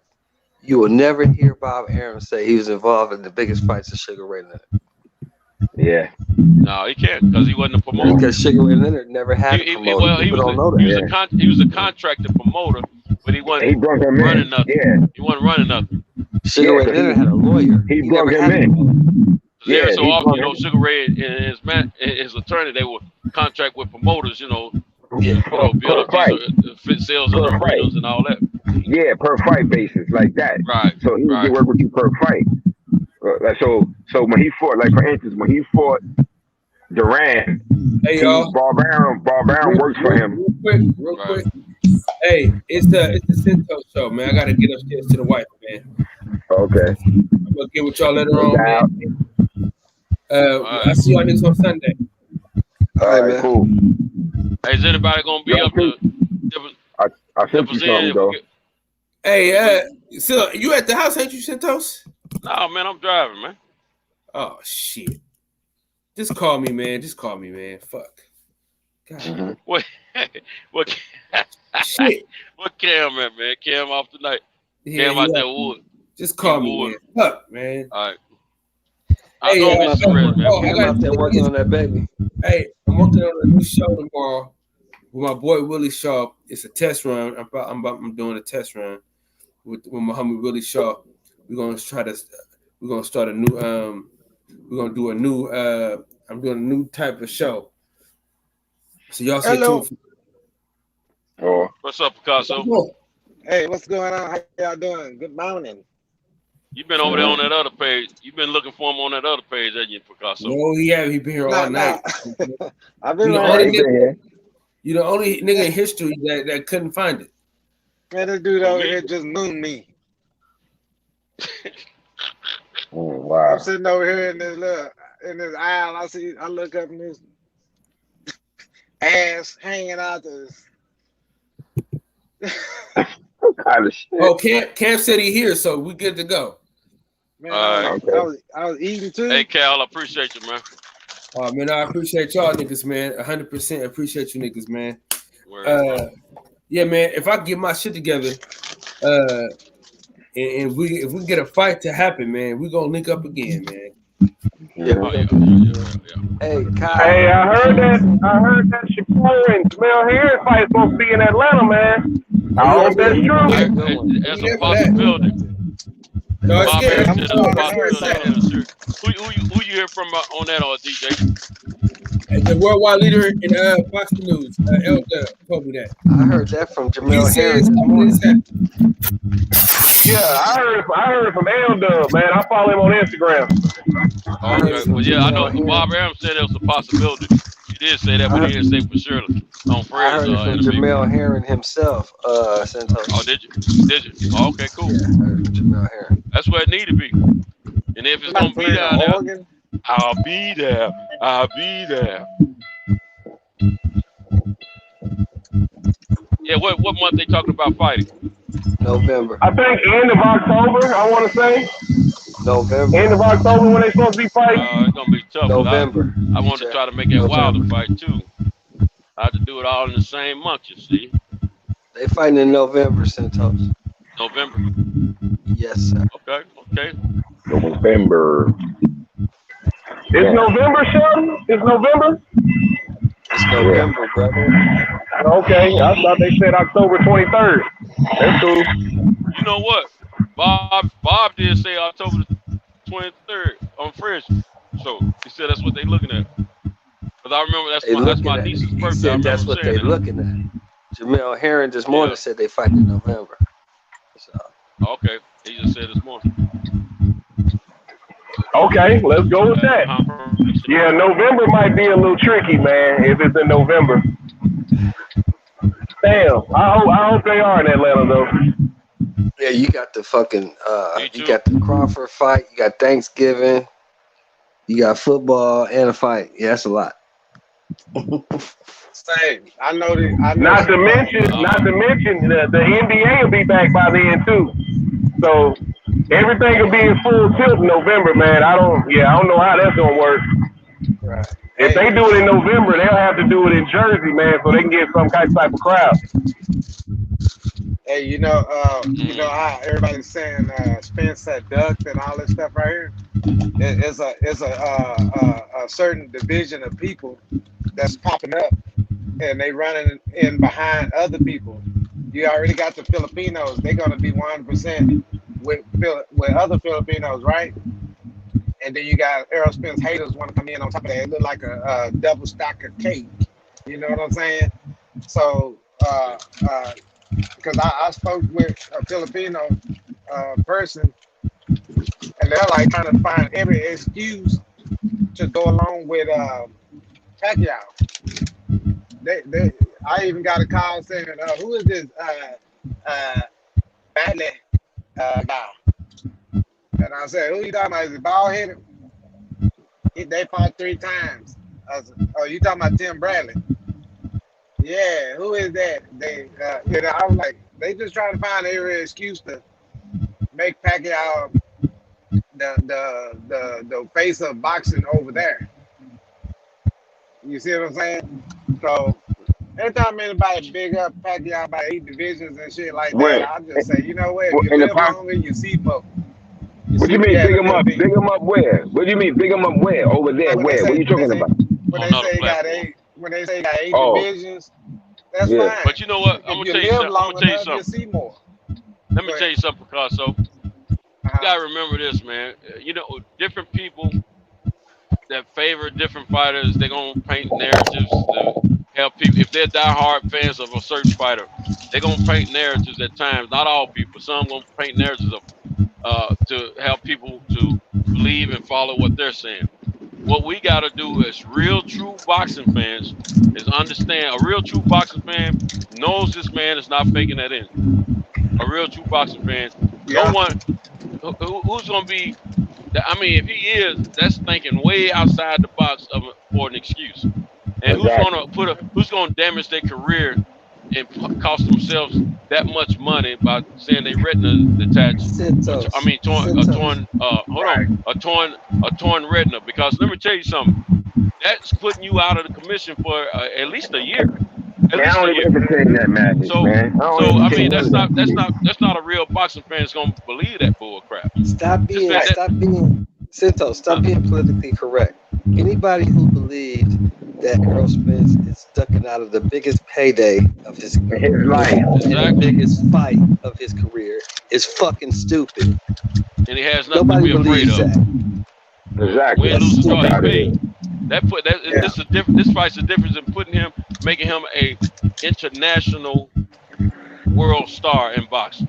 Right. And he'll back up out of that for what? And exactly, there's no excuse. Like, I don't even entertain that shit one iota. Because that's what I'm saying. Pacquiao, don't even pay them no mind, man. Don't get them no airplay. Exactly. I just wanted to let everybody know. It looks I don't like listen to that nonsense. Don't listen to that shit. One is going to be the Filipinos, one is going to be the haters. And Picasso, I need you to know this. I need you to know this. I'm the president of the Terrence Crawford fan club. Yep. I'm the president. But I don't do that. I don't go for dumb shit and I'm the president. Yeah. But I don't go for dumb shit and stupid shit. Yeah. That man, the only reason that man is not in that fight because he can't get cleared to fight. He can't fight. Right. Yeah. Exactly. Right. A lot. We got to keep in mind, man. A lot of these topics that come up on YouTube about the boxing game, but it's certain fan groups versus other fan groups about certain fighters.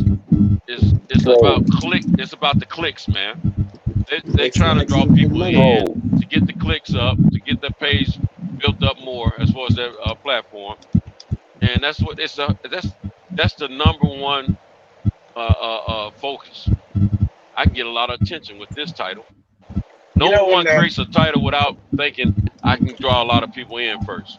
They put them titles out there, say I can get a lot of draws in. Now some people, they put a title out there that ain't so biased, and they can still draw in a lot of clicks. But some you have to use the biased narratives in their mind to get people to draw in and get extra attention off these platforms, because everybody's trying to get from 20 people to 40 people to 80 people to 120 people to 340 and so on and so on, if they hadn't hit those numbers yet. So we just can't, we as real true fans of the sport don't need to feed in all that, but that's what's going on. Of course, that creates confrontation and arguments and all that bull crap.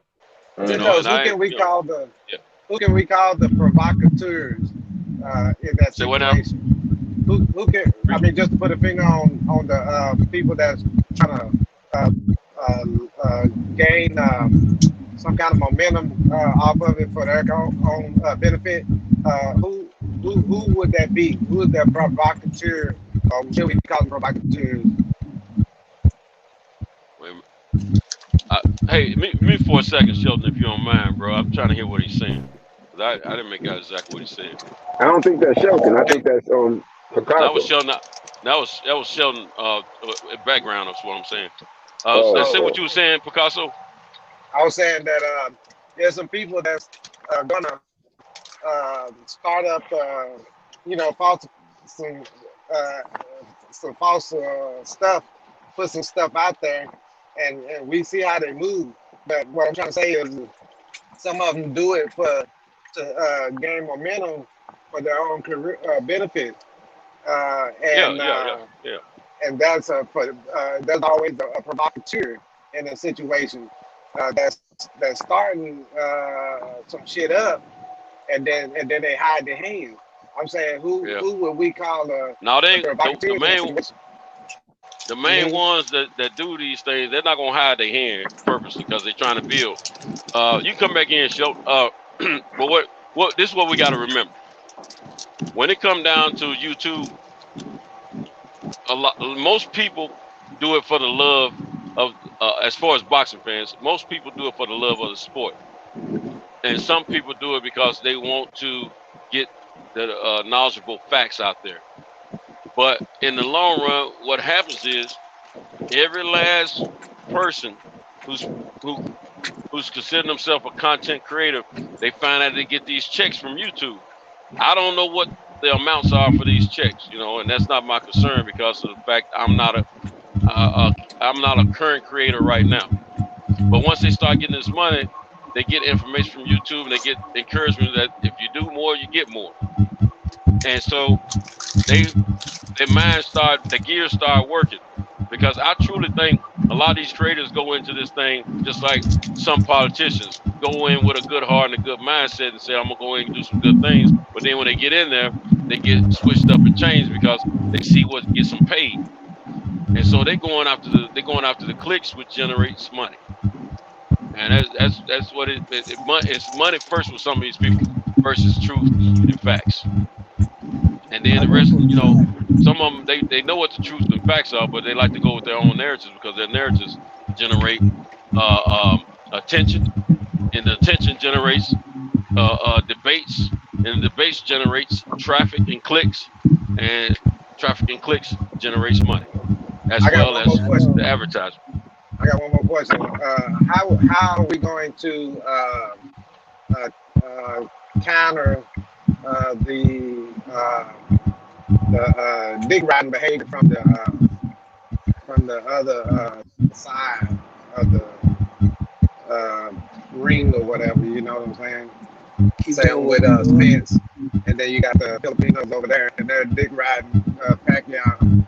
And they're putting out, spewing all this stuff out there. How should we, from like say now on, to keep from fueling that type of vehicle up? How should we go about? How should we conduct ourselves? Just ignore them, or say something and get out of there?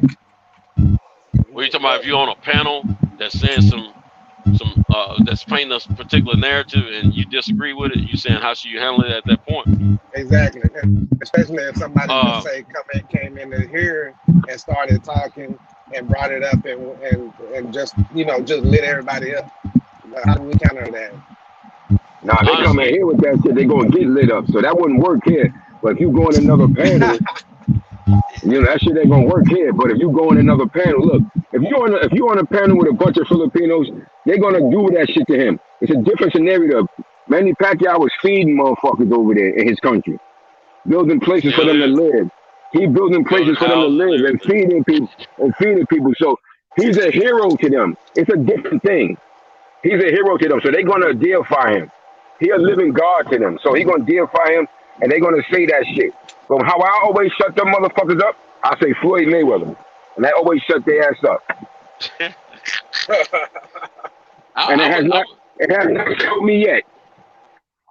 When it comes to a predominantly Filipino fan base, which I haven't been a part of myself, but if it's predominantly Filipinos that makes up the fan base, and they're more like gonna cheer for their guy, which I don't see anything wrong with that. Instead of me contesting what they're saying, if what they're saying doesn't hold water, I'm gonna let them keep on talking. Because guess what? They're never gonna agree with you. You're never gonna get your point across to them, and you just come on up. Plus, you're gonna have a little communication barrier there. Just come on up, just listen, come on up out of there. But it's a waste of time. Of course, you can settle down with the Mayweather thing, I'm sure. But like if I'm on a panel and it's mostly English-speaking people, per se, Americans, a mix of people, they're speaking and they speak some nonsense. Depending on how that nonsense that they speaking about, how it affects my attention, it's going to determine if I'm gonna put something in the chat that's totally opposite of what they're saying. Right. But I'm not going to do anything offensive, of course. That's not me. But if I don't think it's going to make a hill of beans, me saying something or not, I back on up out of that joint. You know what I'm saying? I just listen. I'm saying best pugilist when he say he bring up Mayweather. They always talk about Mayweather ran, but I tell them there's a thing about boxing where you supposed to hit and not get hit in return.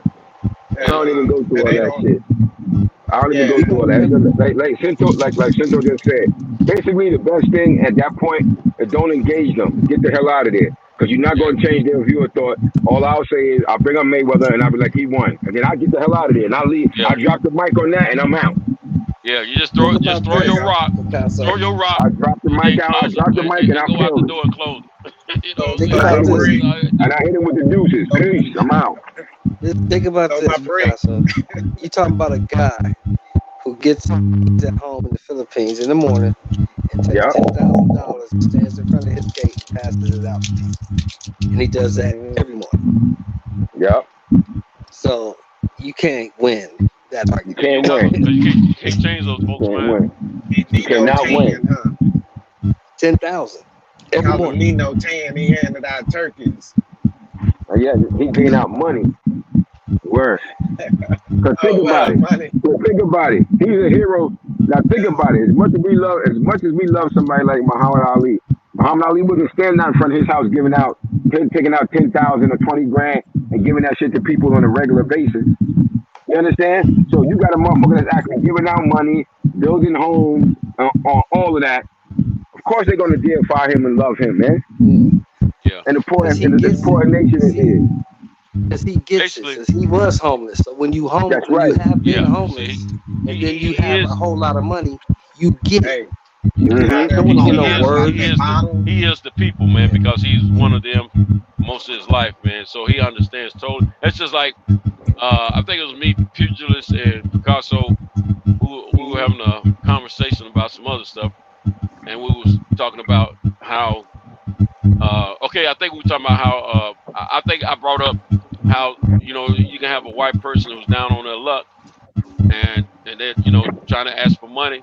They'll step to a black person quicker than they would a white person because they know that 9 times out of 10 the black person has either knows somebody or either they lived it themselves as far as a struggle.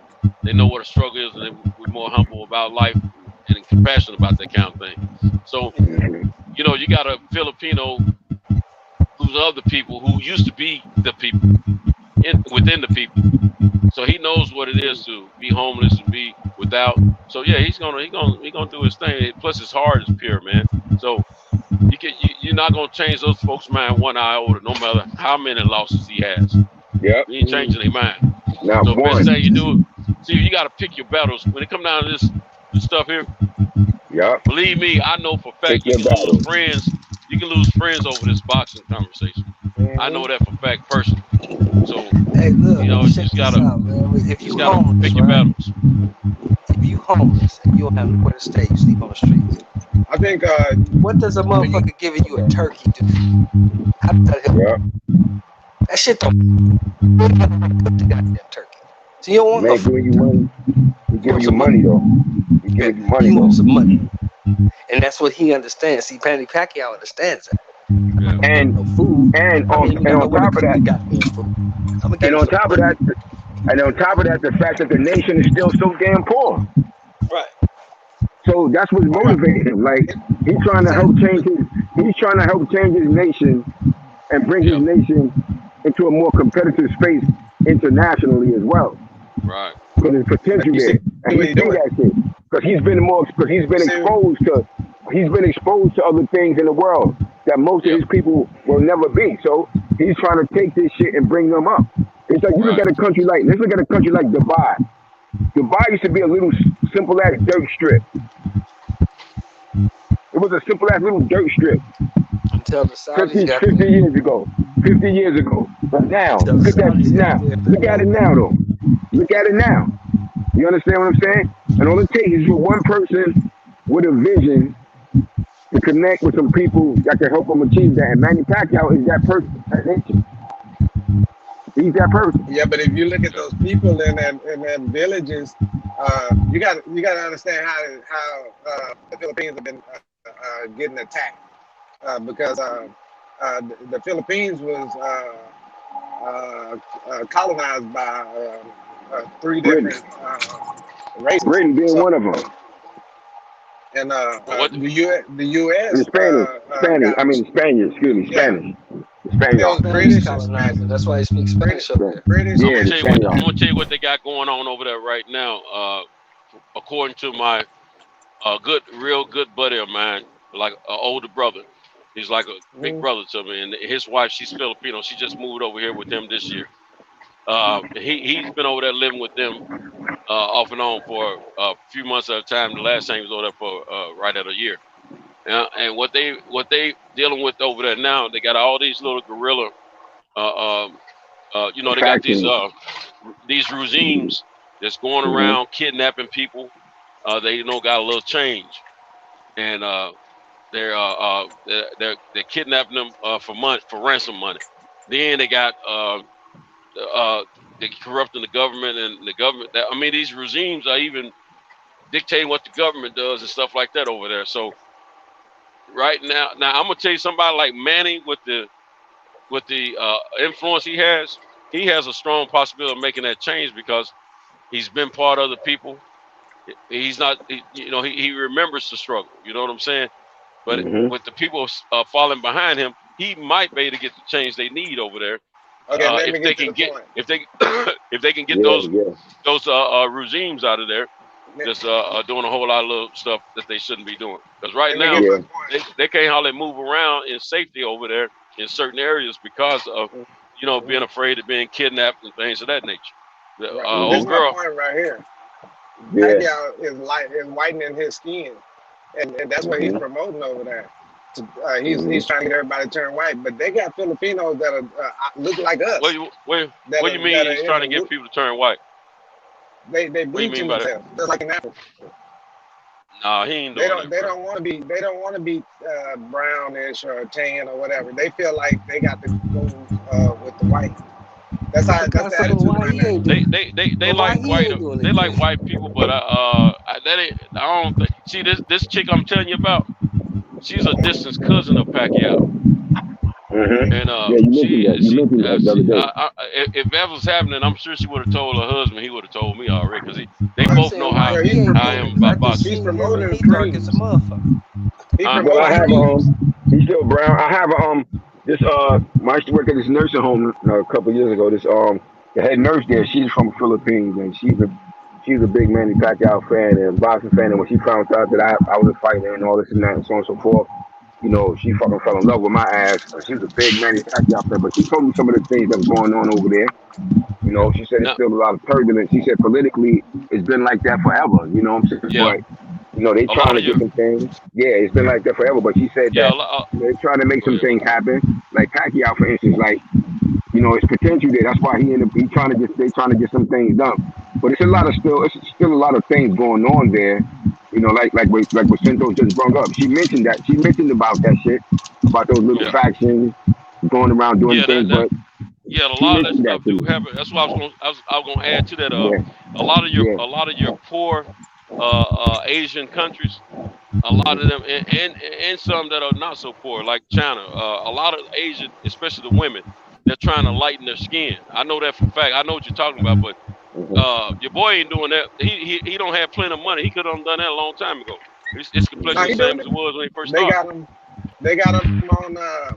I don't know if it's TikTok or whatever it is, but the girl that showed me the picture, I said, what? I said, why does he look like that? Like he got a bright light on his face. And she said, oh, that's because he uses that stuff. He's promoting certain products out there, and he got those other people using it because she uses it. The girl that I'm talking about. You said he got an endorsement, and he's promoting them lightening their skin. Okay, well it is a big business. I do know that it's a huge business in those Asian countries, and maybe he is doing that, but I don't think he's truly trying to do that to himself, though. To be honest with you. I don't think he's trying to do something to hurt anybody, but the whole thing is that there's a movement that we see in other places like Africa and all the other places that were darker complected, and they're trying to go towards whiter with straight hair and all this stuff. So I'm gonna tell you another place. I found out they were doing it over in Mexico when I was last over there. They had commercials and all that stuff about that stuff. There you go. So it's happening in a lot of countries. Jamaica too.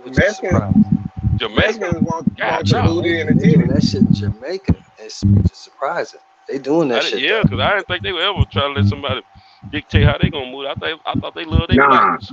Nah. You kidding me? Let me tell you something, yo. I got family from the Caribbean, man. That whole Caribbean, all them Caribbean countries got that colorism shit. Like I told you, I think I was explaining this. I think it was yesterday I was explaining this shit. Like I have that shit in my family, so they got that coloring. Like those countries, them West Indian countries, they notorious for that shit. Notorious. Because you gotta remember, like you take a country like Jamaica, look at all their prime ministers. Look how you think they all look. They all been them white looking motherfuckers. Look like white They color struck like a motherfucker over there. Hey, I get treated like when you go to places like that, lighter skin, your ass gonna get treated great. I guess because I ain't never all the Jamaicans I've ever met and known, they all pretty much seem to show me that they love who they were. You know, now I met some light skinned ones as well as some, you know, because we all look alike. You know what I'm saying? Mm-hmm. So they some color struck motherfuckers. I guess I just met the ones that the one tripping about them. Nah, they definitely on that colorism shit. Them Caribbean is definitely, all of those Caribbean countries is on that. Now you got a couple of people, depending on like if you meet people from the Caribbean, people like especially like Jamaica and stuff like that. Like if they happen to be Rastafari or some shit like that, they might be more onto a little bit of Afrocentric shit. But overall, the overall standard culture there, nah, they push that shit because. You gotta remember those places was colonized by Europe, by England and shit like that. Yeah. So they strong with that. That shit is still to this day.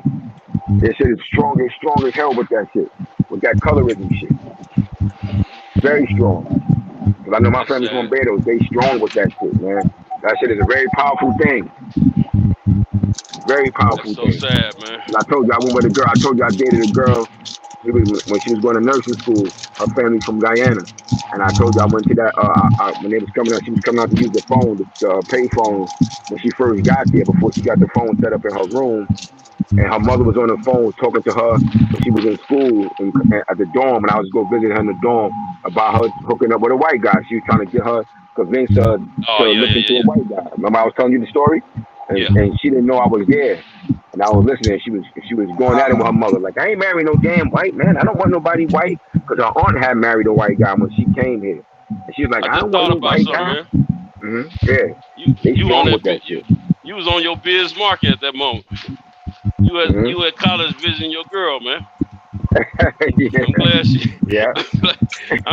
on the phone with her. Say just a friend. Yeah. Man, I hate that he died, man. Nah, she wasn't having that shit, but they real strong with that. You know what I'm saying? They very strong with that. So you know, it's not a surprise thing. But as far as that shit with the Pacquiao shit, look, like I said, when it comes to them, you gotta know how to like Cinto said, you gotta know how to pick your battles. That's not a battle you want to get in. It's like talking to a wall. So you don't even engage them with that shit. Tell you, because your ego will make you want to respond, but you ain't gotta respond. You know the facts. You know the facts. So don't waste your time with it and move on. I'm gonna tell you what you can compare it to and think about it as the way that the average Black American Black American boxing fan feels about Ali. Compare that Pacquiao thing to that level there. And you know, you can't go to too many people. Black Americans ain't too much bad about Ali. So that's about what that Pacquiao level is with them. Except he's still living with us. Yep. So, like I said, he out there like Sheldon said. You know, this motherfucker nobody want no damn turkey. This motherfucker giving out money. Building houses and everything, man. Keep that goddamn turkey. You give me that bread, shit. You know, he's supposed to built over 1,000 houses, man. Yeah, already. He giving out money, but he wants something from it. See, he's a politician. You just don't hand out money and think it's free money. No, he wants these people to go along with his program.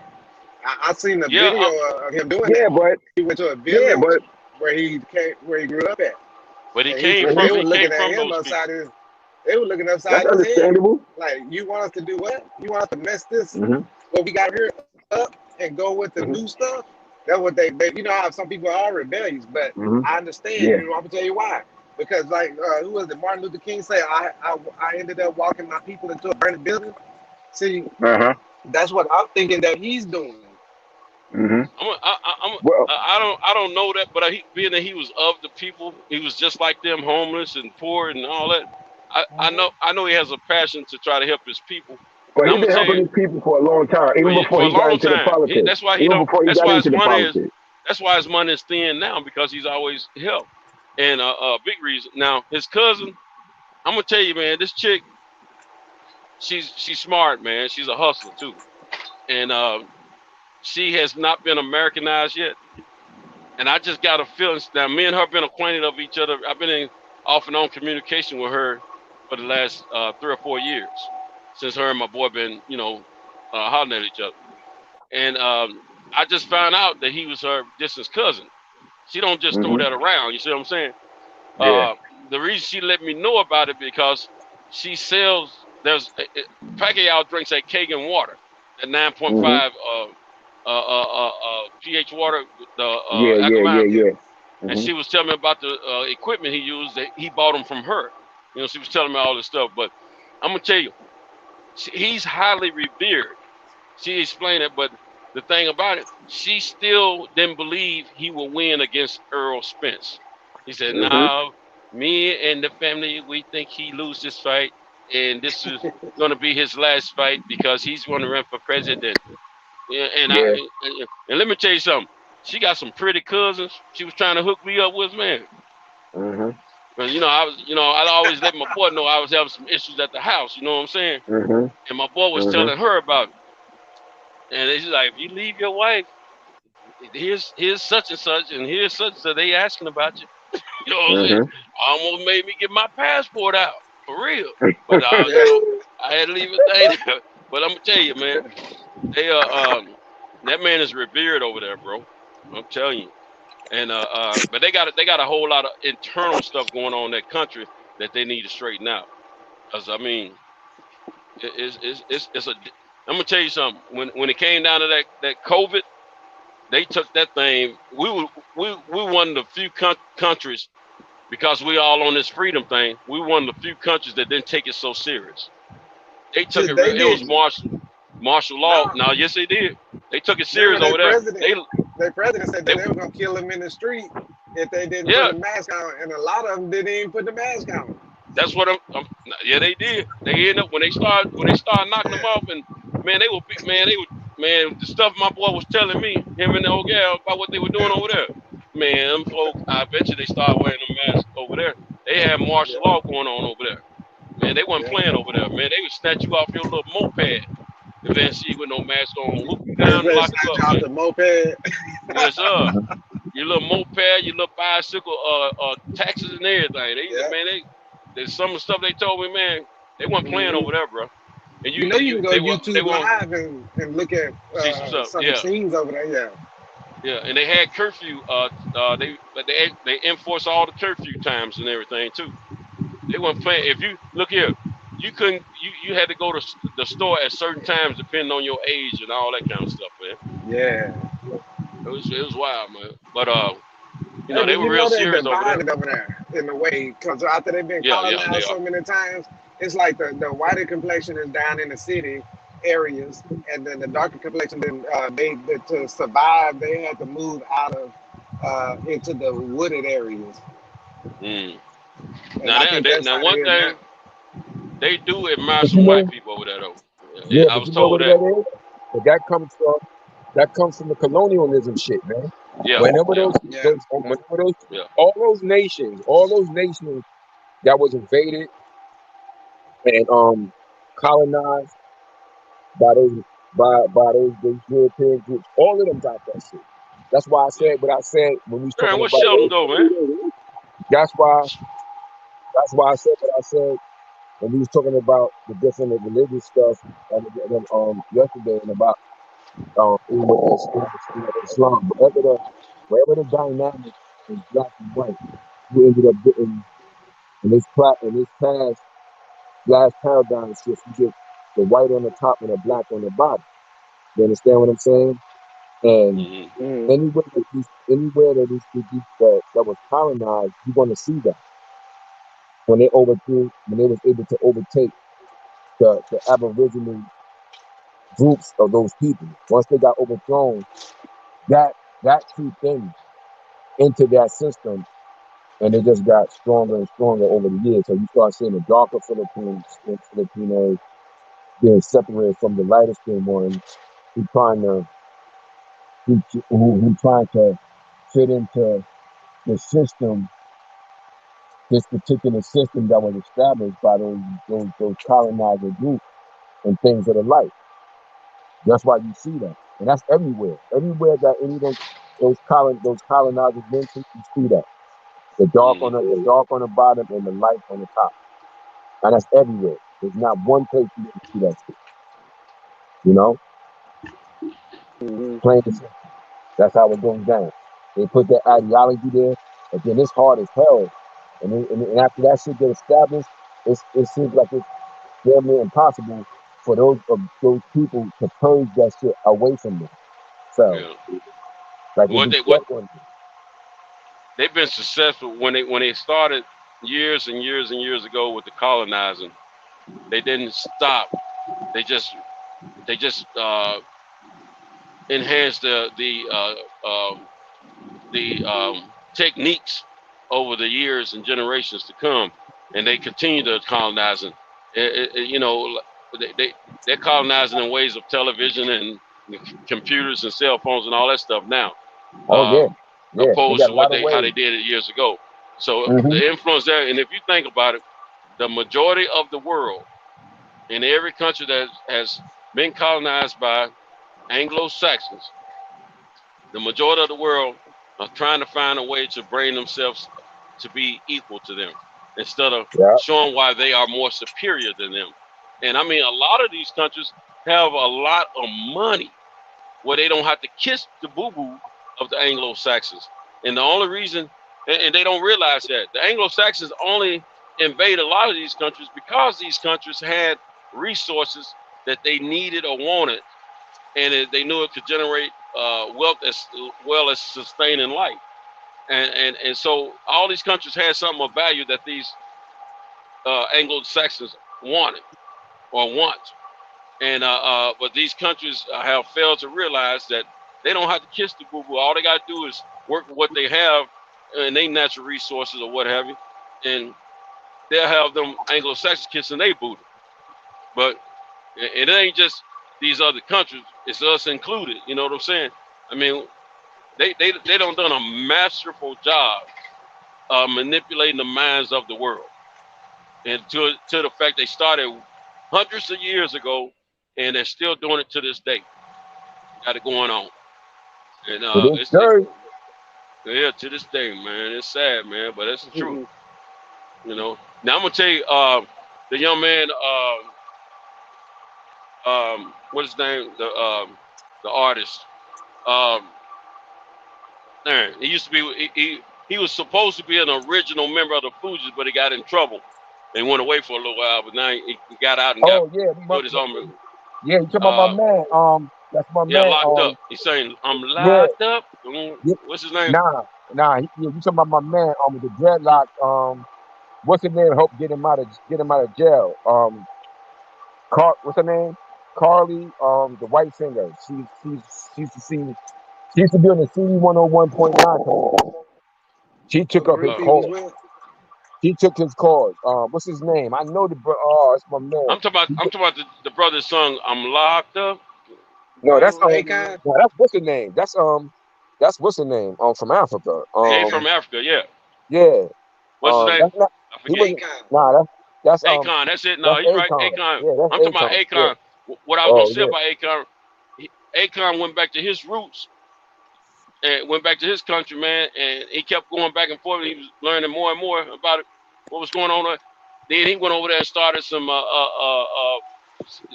businesses over there that's not only helping people but also profitable. Man, he went over there, got the electricity situation going, worked on about the water situation. He got some real estate. So he got something going on over there that's very lucrative. And he was telling a lot of other folks, got to go back home and we can get our money. You know what I'm saying? But he's paid. He was paid before he went. He's really paid now. You know what happened with that, right? The problem was the people he was dealing with was the Chinese and shit. And that's causing a lot of problems. Big money. The Chinese are trying to take. They just about took over in a lot of countries over there. Yeah, because some of those people, that's what he was getting at. He was making them deals with them Chinese people. That's what he was talking about, though. So that's just controversy. I Nah, don't that's remember him doing business with the nah. It Chinese was though. Chinese. I sent the whole shit. It was Chinese. Really? That's what, Yeah, Oh, I I didn't yeah, know read that. that's where he about was it. getting that shit from. I thought he created a business. Nah, he was I getting. thought he helped create a business that was all black They was putting that money investors. behind him. It Now was the that's who's gonna be Chinese that was working putting the there. money up behind him. It was the Oh, Chinese. okay. They're gonna be the workers. The blacks Yeah. is gonna be working, and So, other Okay. people coming from different places with big but money it's a is gonna lot of. be living there. But what's Okay, I happening missed now that, is dude. I missed that. you have a lot of the African leadership is starting to raise up because they seeing what's going on. Because the president of Kenya gave back a bunch of money that the Chinese government had gave, but when they people was going on, they was like, nah, fuck that, take your money back because the Chinese is doing some outrageous ass shit. Like they'll give you this money, but you got to give us this, and if you don't pay it back in the time, you default on this, then we own all of this. And they was like, nah, hell no. But the president of Kenya was like, take this shit back. We don't want it. We'll do it our own self and shit. Because they Yeah. people they was up to, because they on some sneaky shit too. Yeah. Yeah. Motherfuckers ain't look, man. Just like Claude Anderson said, you got no fucking chance to be black. They sneaky as shit. They gonna come on over there trying to take advantage. They not doing that shit on no goodwill. They doing that shit on some corrupt shit. Cause they trying to Right. see that. I got a dear friend that live next to me. He's from Africa. He's from Benin, Togo, and he told me. He said, "Let me tell you something." He said the African infrastructure is fucking wide open. He said they don't have nothing. Yeah. He said Yeah. he said if it was a way that us as a people can get over it. Because he said, let me help you really understand just how open this shit is. He said there are places in all across Africa they have no fucking electricity. He said people not Yeah. understanding that shit. He said you see how we got these cell phones and shit and these computers and shit. He said there are places where you have no access to that. Like they don't got no electrical grid. He said you got to set all that shit up first. He said it's an open. He said that infrastructure there is wide open. But then you got sneaky countries like China and shit like that. They trying to take advantage of that shit, just like everybody Yeah. else. Yeah. They not trying to go there and really help. They gonna go there to take advantage of that shit to make it work for them. And that's Yeah. again, if they do that, if the black leadership they allow that shit, you're gonna see those groups on the top and them blacks on the damn bottom. Again, you got to just do that shit yourself. Do that shit yourself. That's why every time somebody from over there try to do that shit, the power that be, and with the assistance always of the United States government, the CIA, and all that shit, put them shits down. From Kwame Nkrumah to Patrice Lumumba, anybody that they see talking some shit about trying to make the African continent independent, they put him down. Just like Muammar Gaddafi. When he talking that shit about joining together with some other African nations and creating their own currency, you see he dead right now, right? You see his dad, you see they killed his ass. Anybody that talk about unifying that continent, they gonna go after it. That's a fact. Yep. Because that would be that shit right there. If the African countries stay together with all the resources they got there, that shit would decimate, literally Exactly. decimate the economy in America and in Europe. Decimate. So they're gonna do everything in their power.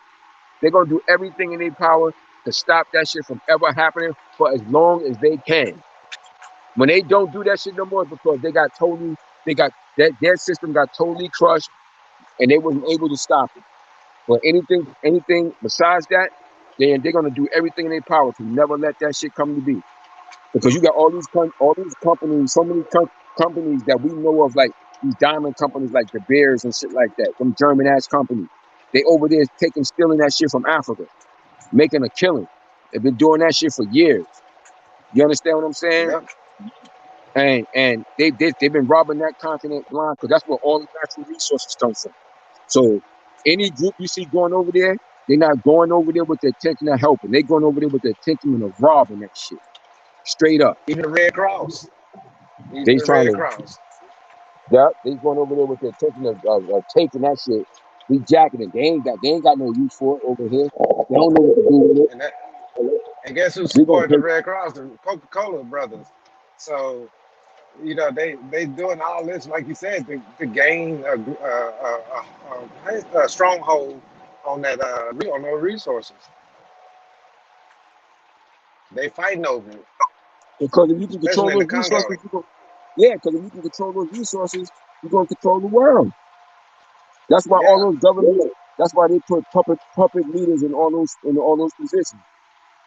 That's why you had them. You had real people trying to fight for their nations and the independence of their nations, like Patrice Lumumba, Kwame Nkrumah. They ended up assassinating them shit, assassinating them guys because they knew that's that Pan-Africanism and all that shit. They were like, hell no, you cannot have that shit.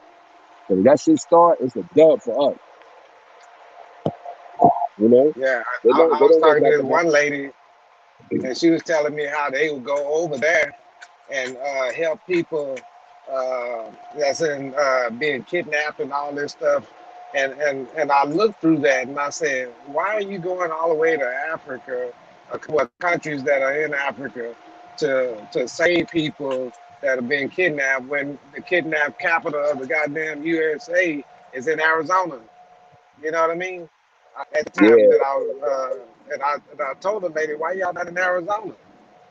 And I already knew this shit with the Coca-Cola brothers and all these people, you know, they'll say one thing, but they're doing another. All they're doing is, even, I got co-workers that say, oh, my kid in the National Guard, they just sent them over to somewhere in Africa somewhere. And then I said, oh, really? And I'm like, why would they send the National Guard over there? Oh, to help the people over there in the village. No, you ain't. You know, all that they sending people over there because they doing it under our nose. That's that AFRICOM shit that Barack Obama set up. That fucking AFRICOM shit. But setting up all these bases over there in different points of Africa and shit like that. That's that shit AFRICOM that they was talking about. That's a part of that shit. That Barack set up. That shit AFRICOM. And they got all the fucking military institutions, installations they set up in different points in Africa. But they want to take that shit, man. But if you could grab that, man, you can control this shit forever. That's where all the resources is at, planet Earth. All the Remember they oil was is still kicking the Dutch out, diamonds, and then all gold, of a sudden they silver, start hollering for Trump. Remember the gold, Dutch, diamonds, silver, when some all people that. were getting their land back, and then the Dutch people that was down there was hollering over here trying to get Trump to help them. How are you from Dutch living in Africa on some land that they stole, and then call over here to speak with Trump to get a place to, to get some help from over here to go over there and get the Yeah, Africans off their back? yeah, I don't know if anybody was paying attention to that. yeah. I saw that shit. I saw that shit. But yo, that's what it is. So they trying to hold that shit down. But right now, it seems like it seems like it might be a few actual African leaders with some nuts that's starting to stand up to that shit and not be so corrupt. Because they, like he was telling me, like my bro was telling me, Rock, he's like, yeah, he said the politicians there are just so goddamn corrupt. Like he said, they're just puppets and shit, and they're just getting so much money from these outside nations, to serve their purpose, and they just be so corrupt when it comes to that. But it seems like there's a few lately who've been actually showing some balls and standing up to try to do better by their nation and their people, finally. It's taking forever, but we're finally starting to see a little bit of that. They're not just going to fight for the okie doke as it was, Yep. Well, we So, see all this stuff that's going on. So the purpose of us having these conversations is to get together and have these type of talks, and everything ain't got to be spewed out on the social media. You know what I'm saying? So we just need to find a way to communicate and talk about stuff like that because hold on. people. He said he backstage. Cinto said he backstage. Hold on, let me see if we can get him back on. Like I us thought having I these don't know type if of you can. conversations. Hold on. Yeah, Cinto said he backstage. If you're awake, bro, we need that hookup.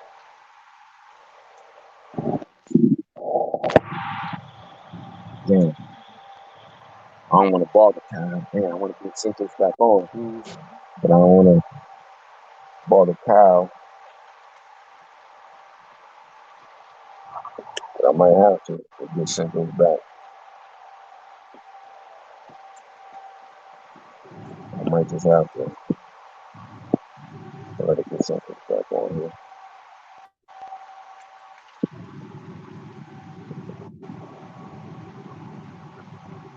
Yeah, about to do that.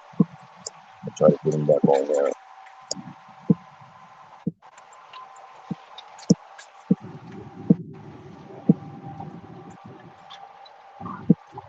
If you had us, I try.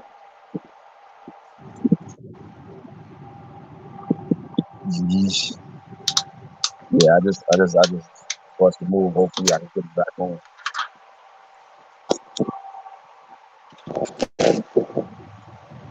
But yeah, man, that's the thing.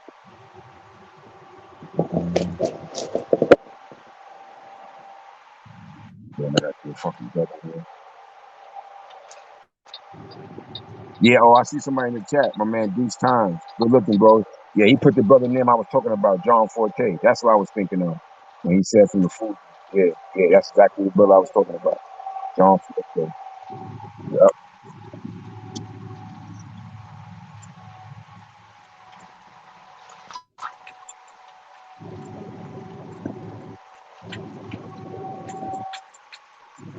Yeah, somebody did say, oh, that Santos say backstage, yeah.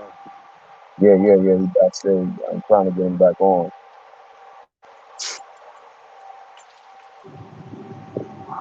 Yeah, because He got a email to Cal, text Cal. Cam was on. Yeah, Cam was on, but I don't know, maybe he might have fell asleep or something.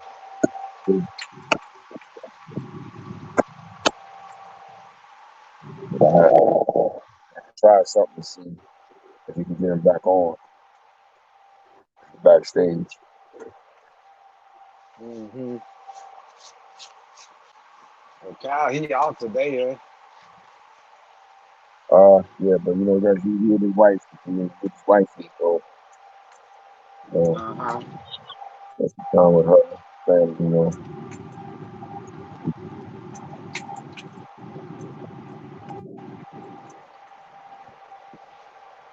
Yeah, man. When it comes to that, like that situation with those you in them groups, and if you go into any of those groups like that, with those other groups like with let's say the Filipinos, the dominant group of them, it don't even make sense to try to argue your point because it's just a waste of time. It really is. Like intellectually, like don't even let your ego kick in. If your ego kick in, you're gonna start trying to defend or argue with them, and it's really they're not gonna listen to you, no matter what you say. You know, there's someone deaf, dumb, and blind. You know, they're not hearing nothing you say. They know what the right knowledge to bring to them. They don't care. Like I said, they got a different view towards him. You know, he their hero. And that's how we need to be, because but we always have somebody getting handouts, and they satisfied with a handout, and they leaving the people that supporting them out there in the streets supporting them. They didn't already took the handout. You know what I'm saying? You break it. You sound funny a little bit. I don't know what happened. Oh, my bad. That was probably me with my finger on this thing. Okay. I'm saying, like, we'll be. I said we need to be like they are. Just stick with who looks like us, who is from our tribe or whatever. Because if they're doing that on a smaller level, just imagine what we'd be doing on a larger level. Because uh, that's a powerful thing to do. And if we did it, then yeah, we'll blow all that out of the water. It'll be none but major support for us. You know, it'll be more of a people. You know, the kids will be starting to look. The kids will start looking at themselves and saying, they don't have to be like somebody else. They they um, respect each other. They respect themselves, and they can respect other people that look like them, and then and want to be better, not whiter or whatever. You know what I'm saying? They need to get out of their colonizing program. Um, just I was talking earlier. They had how after being colonized, it don't stop there. In this case over here, what's the guy name that the British after a while, after so many hundreds of years, slavery was wearing off, and they saw that the people were being rebellious, and what they do, they Willie Lynch. Willie Lynch from a British guy comes down from Canada and gives the Willie Lynch letter, and which just tells you how to break a slave. Yeah, I got it. I got it in my. you got. I got a copy of it.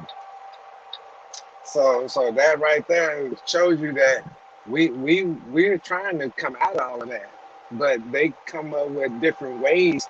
Every time there's a wave come through, they come up with a different way of putting us back in it. Just like Well, you got to when remember. everybody goes to You got to remember. You got to remember with that Willie Lynch letter. He said when he sent that to Thomas Jefferson, and he was like, if you implement these different strategies, it'll be 500 years. We still within the year frame, the time frame that he said. He said it'd be like 500 years before they figure this shit out. So we still within that time frame.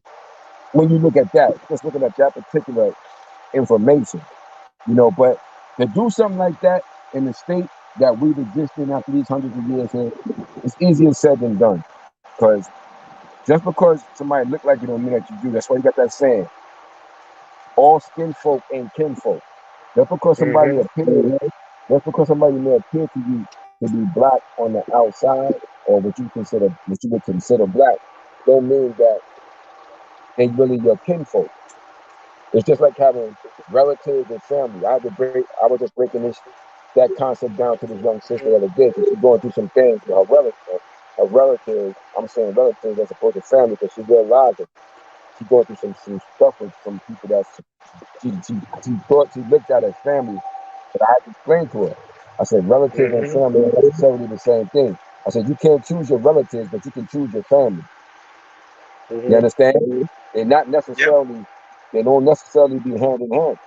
I said, because a lot of the time your so-called relatives will hate on you more than a stranger. A stranger will show you more love than your biological family. Right. So one don't necessarily have to do with another. You understand? Because it's like a lot of misconceptions with that. Like, that's my family. No, your family, you can choose your family. Because those are people that think like you and have the same core view and values that you do.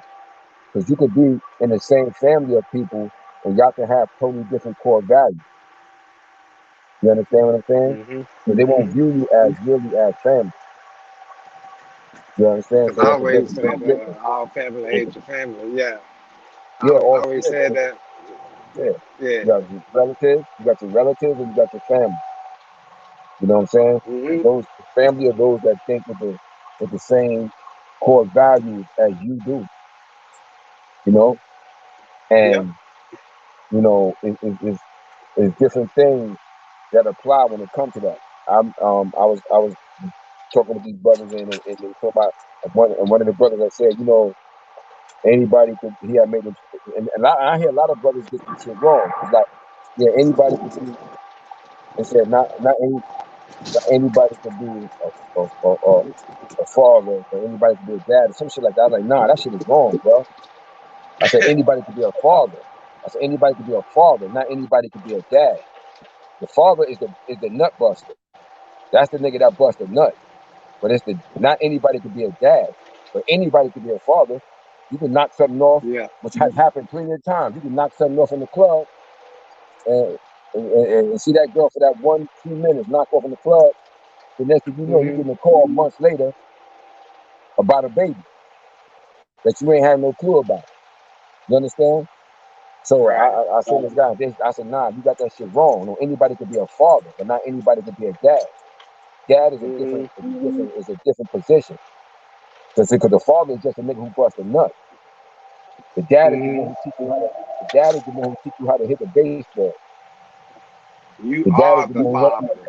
The dad is the one who teach you how to tie your shoe. Yeah. You know, that's the one who take you That would be outside the and teach you how to hit. They teach you how to. They teach you how to hit the baseball. The Yeah. father just a nigga who bust a nut in your mom. But that don't now they don't necessarily mean that's the dad. They should go hand in hand. You know. So You know, these my kids, dad was around for 11 years, didn't teach me a damn thing. you know what I'm saying? So Yeah. that's how that's supposed to be. You know, it's not just busting a nut and not doing shit. Yeah. You know, because that could be Yep. anybody. That's anybody. That's like you can have a girl, you fucking around with a couple of different cats, you get pregnant, she don't know who the father is. Mhm. You know what I'm saying? Yeah. She don't And know. you know, all this stuff that we're talking about, you can, you can, the family is number one, is the root of it all. Once you establish where with your family where y'all, I mean, you know, a solid foundation, then from there you can connect with other people. But until then, because you can connect with other people because if the family got it all wrong, the head of the household is not running the house like you're supposed to, and the wife is trying to run the house, and the man is sitting back acting like the woman or whatever. If that's all screwed up, they don't even need to be talking about it. But once they get all this stuff together, and they communicate with the next group family, with the next family, now you got a real strong community that's probably gonna do, you know, like uh, work harmoniously, like all together. You see what I'm saying? And I think that Mm-hmm. a lot of us get lost along some path because of how we were brought up. We wasn't taught uh, these are your priorities. You know, you first, and then you can help somebody else. And protect your loved ones and so on. You know, the man not protecting nobody no more like they used to. You know, they're not standing in front of the bullet for the wife and the kids no more. It's more of I'd rather go hang out in the gang or something and do it that way. But nah, I think it's the family first, and then connect with the next family and the next family. But you know what I was trying to say about us talking on the social media like this right here. We get into these deep conversations about race and all this stuff like that, and that's the number one thing that I have a government on your back. Because if you start solving problems and everything, then they're gonna see you as a problem. But I was just saying that that's why I think that we all need to have other ways of spewing all this information because we're being studied. You know what I'm saying? So Oh, of course. uh, all this what we're saying is getting. You know, I got cameras on me right now, but I don't give a fuck what the people say. You know, and Mm-hmm. I mean what they think about me because they can fire me any day. But it's that energy I put behind uh, that money in order for me to survive over here with that, you know, that way. But and they like that. They like that energy. You working, you know. They actually I'm working for free because when you got the income that we're making and compared with the inflation and inflation now and then back then, especially in the '60s or something, we way behind. You know what I'm saying? So we really working for pennies or for free, and um, and that's what this system that's over here came up out of free labor. So, but back to what I was trying to say about communicating with each other. I think that we should have some other way of communicating.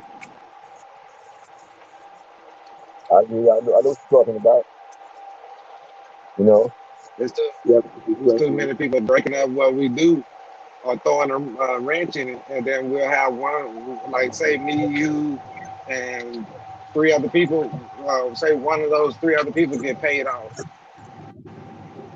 You know, just to throw the conversation another way, start an argument, start a fight. You know what I mean? There's always something like that. But that's why you see me a lot of times. I say salute family because I mean I was given a family at birth. That's one. But not all my family act like a family to me. Not that I gotta distance myself to them. It's just that as much as they wanna come around me and respect me, then I'll give it back. But if they don't want to respect me and they want to stay away, then that's fine. I ain't got no ill will towards nobody. I rather a person respect me. I give them respect. I joke and play. It's better for me to be joking and playing with somebody because it's a thin line between love and hate, right? And once a person is crossed on that line, it's bad. You see. Uh, Nobody wants to be on the hate side, but there's a lot of people that want to take you on the hate side. You know what? There's always like say some people they look at me, they size me up, they judge me, prejudge me, and then they go, they look at what I've done in my competing career, and they say they want to see me fight somebody, right? And I tell them, you like fighting, huh? I say, well, if you want to see me fight so bad, why don't you go get you a fight somewhere? You know what I mean? And it's not that they rather not even fight. They just want to see you fight because they can't believe it. And I'm not here to prove anything to anybody, right? So I tell people like that they need to move around because all they want to do is just start some shit out of nowhere, you know. And I'm like, I used to have people around me like that because they get to talking and talking amongst each other, and I only know one person, and then the rest of them they over there like, who is that? Who is that? You know, I like to. I didn't. This one guy I knew, I didn't know his brother wanted to fight me until me and him got into a fight with some other people, and then when I ended up knocking one of the guys out, and then somebody came out and said, "Say, man, what's the name? Said he could take you," and I said, "Who?" And then he said, "His brother," and then I said, "Oh, really?" Is that so you never know who's coming around you and talking, this and that, and you never can figure it out until something happened, and then all of a sudden it's like, oh, he wants to fight you because he don't think you all that what you built up in your career, and I was like, damn, I can't, but it is what it is. Make a long story short. You gotta be careful. You gotta know you gotta know the types of friends that are around you. And I was studying up on that, and I stuck with the TD Jakes, three types of friends. You got your confidants, your constituents, and your comrades. You see what I'm saying? And one kind of, if you go in between one, like the confidant and the constituent, one they can fool you. One acts like the other one in a way, but they're still different. And it's a sin if you don't know the difference. You know that? You got to know who's around you. If you don't know who's around you, it's a sin. That's why my circle got smaller, because I started figuring once I learned that right there, and because once you learn who is who around you, then that from there your whole life will change, because you'll start looking at people and being able to put a name on them and say, oh, you're a constituent, you're not my confidant. You know what I'm saying? Or you're Conrad, you're not my confidant. And because the confidant is the one that you can lay your head on their shoulder. The constituent is like one that you work with at work. Y'all might want the same thing, but that person act like they your buddy at work, right? They spoon boom, right? But then next thing you know, uh, uh, uh, uh, a job across the street is paying $5 more. They up and leaving you and go over there. So that's a constituent, co-worker. Now, but you think a person is your co-worker one day, and then but that person would be somebody that just rolling with you because they know that you trying to get rid of Sam over there, right? They want Sam gone, so they gonna roll with you until Sam is gone. You see what I'm saying? That's your Conrad, because that's a soldier in battle. They gonna run with you until the end, until they get that enemy, that mutual enemy, and then once that enemy is gone, they gone. That's just like Italians and Dutch and Belgian and all of them working together to get rid of the African or something. You know what I mean? Yeah. So once you start figuring out them three friends that are around, them three types of friends that are around you, shit start changing, and it did for me. No, yeah, I keep a small circle too. I got a very small circle. Let me get to the This chat. lady sitting on the side of the road and she tore up. All right. I see in the chat, Lil Ray has said dividing the flow. He couldn't hear at a time. Big shot. By Foster, he said salute to Kyle. T. Hodges is in here. He said, what up, PBS Tony? And the chat, the LD, BC, salute.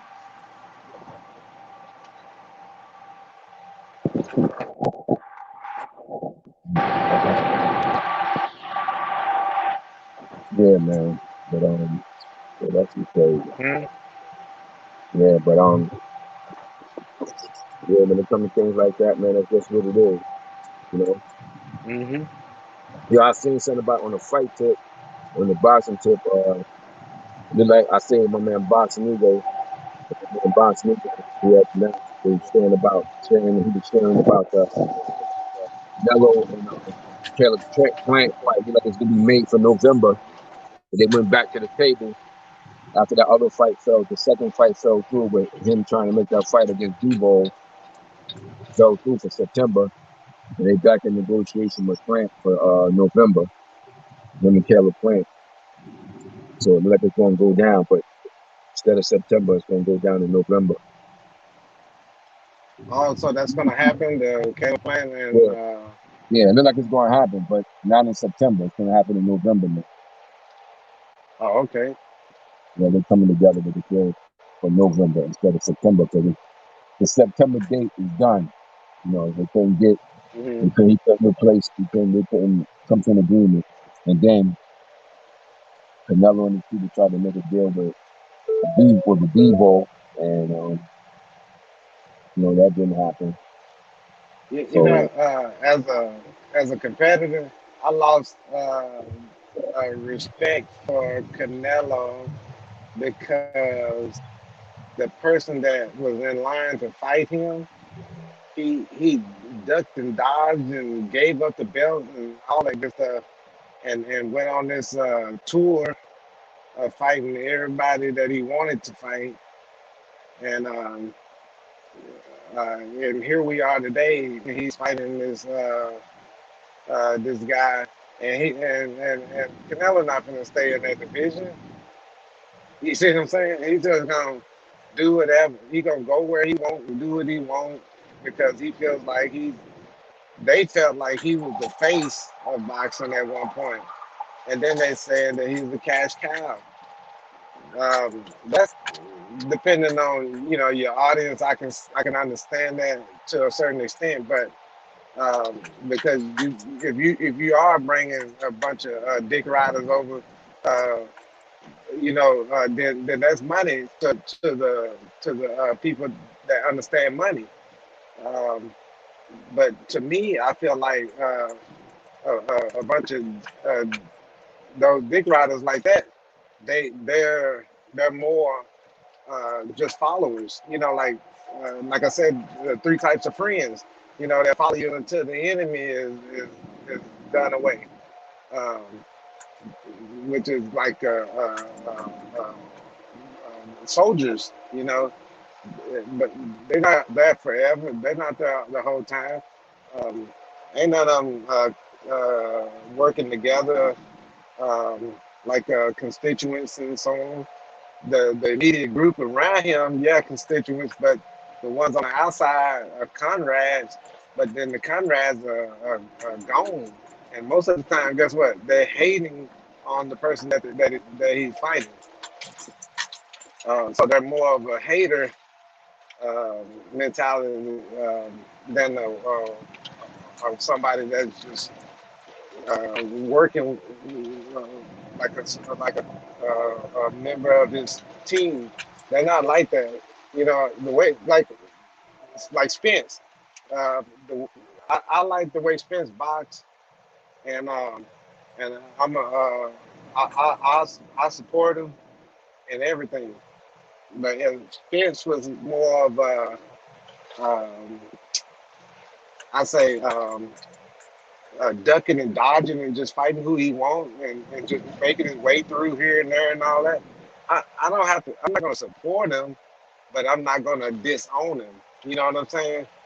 Because if he's not fighting who I think he should fight, I'm not gonna, uh, uh, just do away with him and be like, nah, man, nah, I can't work with that. I'm a stay around and say, hey, we fight next. I'm gonna turn on the screen and whatever, but I'm not gonna pay for it. But Spence is doing the fights that's right in front of him. And matter of fact, he told everybody who was fighting, and he's doing that. And injury or not, he's doing it. And uh, uh, that's the kind of support I see that's real. But when you got people over there acting like they soldiers to this guy, whatever he chooses to do, duck, dodge, they gonna stay with him and pay for his. So you got big money people that understand that, and man, this shit over here, lights ain't even bright enough to see.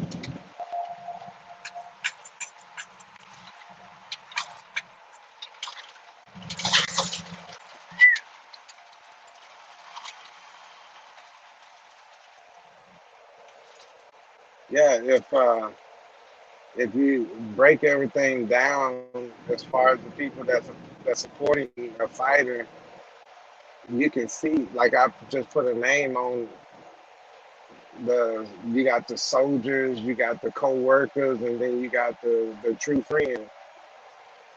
And most of these people are not there for the long run. They're there for the short, the immediate satisfaction, and then they're gone. And like I said, the hate. That's where the haters they live inside of the Conrad circle that's hanging out around the confidant, and you can get them mixed up, and you don't want to get them mixed up. You want to see them for who they are, like Fred Sanford and Lamont. He say, uh, "Hey pops, why you always calling me dummy?" And he say, "Son, My mom always told me, you call them how you see them, dummy. So, um, who else is on here? Everybody on there? Let me see. Let's see. Who? That's Canelo and Caleb playing. You said that's going to happen in September or November or whatever that was. Mhm. Do-do-do, do-do-do, do-do-do, do-do-do. And then, I don't think a lot of people saying they don't think the Tyson Fury fight is going to happen with Deontay Wilder, but it could be 50-50, and he's just trying to do a mind thing with uh, Deontay Wilder. They already probably guessing the worst. You know, they probably think he's gonna be overtrained. Uh, and matter of fact, Fury might be in there training, getting as much training as Wilder, and they just not showing it. You never know, because every time somebody step in the ring, they got something under their sleeve, and you can't call it. Nobody can call the fight. They'll just be looking and wondering at the last minute who gonna win that? Who gonna win that? You know, or they need to see how they look in the first round, second round, third round, until they can say, oh, okay, now we got a fight on our hands. I'm the type, I'll just pick one, pick who I'm going with, and stick with them. If they losing, I'll say, oh, my pick is losing. You know, that's it. I can't bounce around.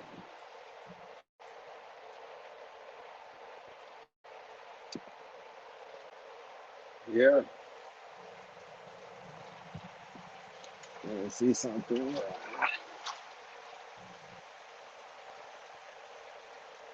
I don't see nobody backstage. Santos, I guess I don't know if Santos is still backstage. Let me see if I can see the chat. Yeah, Santos is still he was back there. He said I'm trying to help him get back on. Oh, okay. And nobody responded. You know, I reached out to no content. I reached out to the crowd, but a while back and he didn't respond, so I guess he in the mix. So I thought Cam was gonna be on.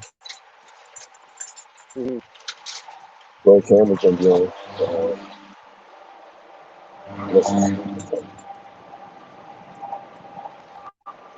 I'm telling you, because it was something. I think it was just the way the Bluetooth. Yeah, I got you on the speaker. I couldn't hear you. Yeah, I said I tried to reach out to get Santos back on, but I guess Kyle is in the mix. Mm-hmm.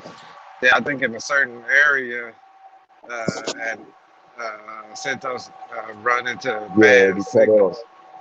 Yeah. Mm-hmm. Yeah, what do you think is Fury gonna? You think Fury gonna ditch the fight, or he just? I don't know, man. I don't know, but I wouldn't be surprised. It's very possible. Wouldn't surprise me 1 hour. Mm-hmm. That much I can say. I think I think some keep telling me that they're gonna have the fight, because I don't think a dude that's gonna be in his that's gonna be part of his legacy. He ran, you know what I mean? And he can't make AJ and they. Hold on, I was had my finger over the Bluetooth. Say that But again. I think Say that. I think Say it again. don't think he gonna want that on his legacy that he ran from Wilder. Because the excuse of using AJ, using AJ for an excuse is not no real excuse. Because if you got 3 or 4 people sitting there looking at each other and one don't want to fight the other one, actually none of them want to fight Wilder. So, um, that's the legacy they're gonna leave, that they ran from Wilder.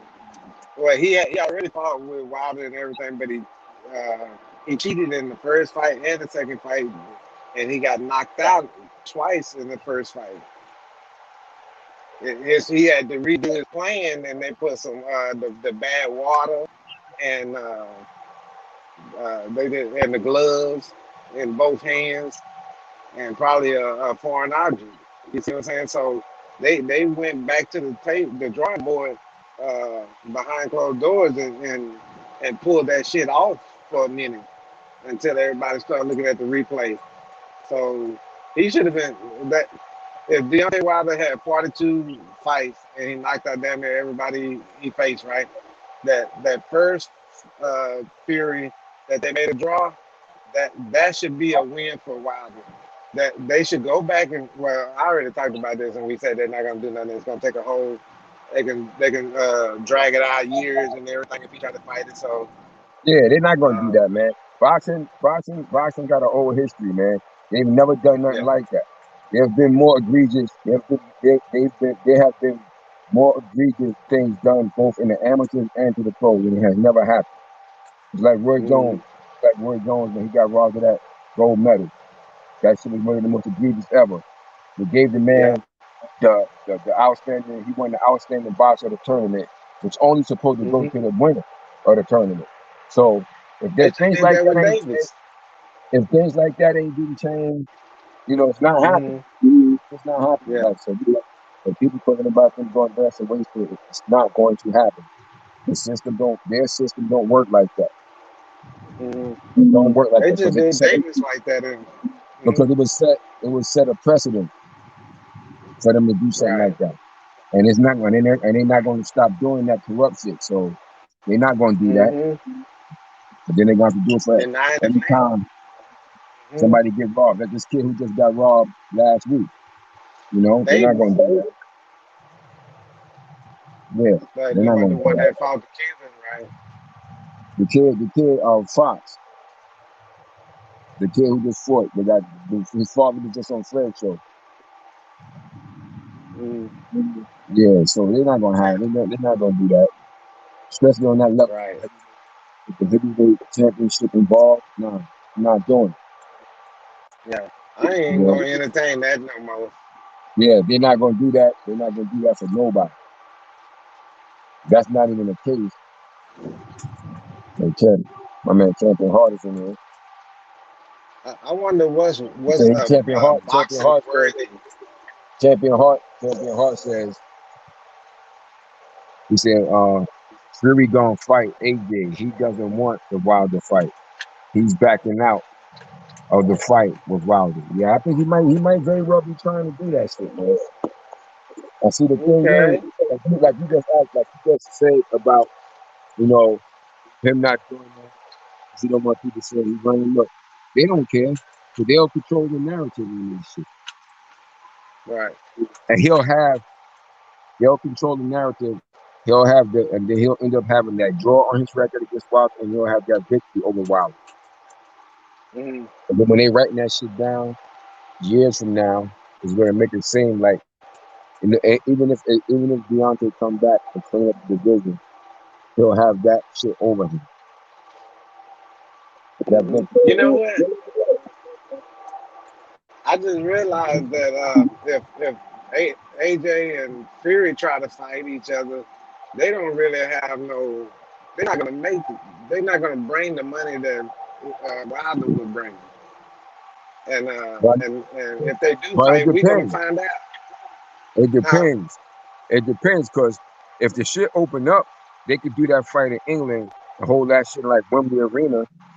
That should hold like 90,000 people or some shit like that. That shit'll be big over there, yo. It'll be big there. Fury got a license. Fury don't have a license up That's what I'm there saying. He would anymore, have to right? be there, but he would have to be licensed there. But I wouldn't put nothing past them, man. Trying to Yeah, make that happen, you know. right. Hmm. They were talking about Saudi But Arabia, they could and I go don't to think that's gonna if they work. wanted to make that happen. Just like look, they could do Vegas. what they want to do. They could do what they want to do, man. Just like even if they Uh, can't do it in England, they could go to somewhere. They can go to Scotland. They can go somewhere else near there, or somewhere else in Europe that has a big stadium, mhm, and they could do that shit if they want to do it. Because you see, come on, man. They took it. They went for the rematch mhm. with Joshua and Ruiz. They took that shit over to an Arab country, yo. Nobody don't fight over there. That ain't no fight spot. Right. I think the people with the oil money was able to afford that. But That's my the point. They Europe can is do what a they poor country. ultimately they'll get done what they really want to get done if they want to make it happen.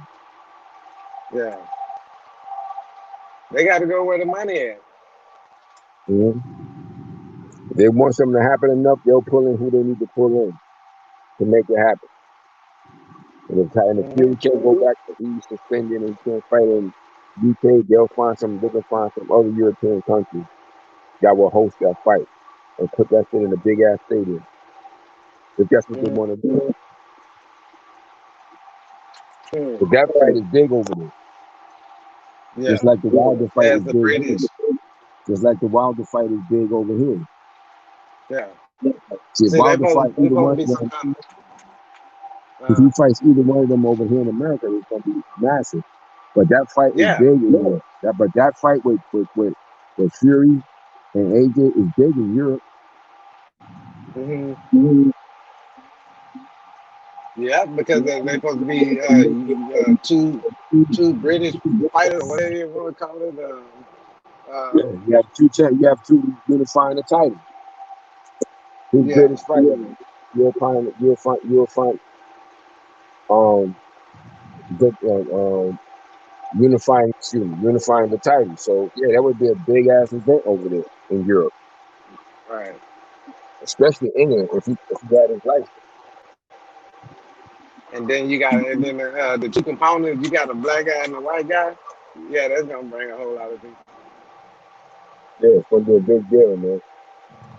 So it wouldn't people. surprise me if he tries some nonsense and the fight don't happen. I really wouldn't be surprised at all. Hmm. You know, I really wouldn't. Yeah, I would love to see Wilder get another shot. You know, since he gave him a Right. shot when he really didn't have to. You know, although I understood his strategy in doing so at the time. You know, I Yeah. understood why they did it. Like, I it think made sense. from It made sense to do at that time. yeah. I'm not gonna keep on entertaining that. Like what I'm talking about now. I think I'm gonna be done with it. I ain't even gonna even think about seeing no Wilder Fury or Fury and AJ because I already see if they not fighting Wilder, it ain't no fight I want to see. That's just Mm-hmm. it. Same Yeah, thing they with not Canelo. gonna. If he ain't fighting Charlo, I ain't trying to see him fight nobody else. Mm-hmm. Well, he ain't The fighting situation Charlo. with Spence. Oh, go Yeah, ahead. he's not gonna fight Charlo, man. He's gonna fight. Like I said, it look like it's gonna definitely go down when him and Kevin Plant in November now. That'll be next up. So then he won't fight again until next year. Hmm. After that, Yeah, I won't be watching his fights. I mean, I'll be keeping up with social media, but I won't be. You won't hear me over here talking about buying no ticket in the world to uh-huh. watch the guy. You know, I won't even be sneaking to go watch him. I'll be at work making my own damn money. Same Mm-hmm. thing I do when football is on. I ain't playing football. You see, I'm the type of person I do like to be in the ring or wherever. I don't like just watching. I like to be a participant. So um, I have, been in the ring or cage or whatever and did some stuff here and there. It wasn't professional level type of stuff. I mean, it might have been with a professional, but it wasn't no, public viewing or whatever. But that was just a part of my life, in my past. So I just keep it there and talk about what's new to do out here, and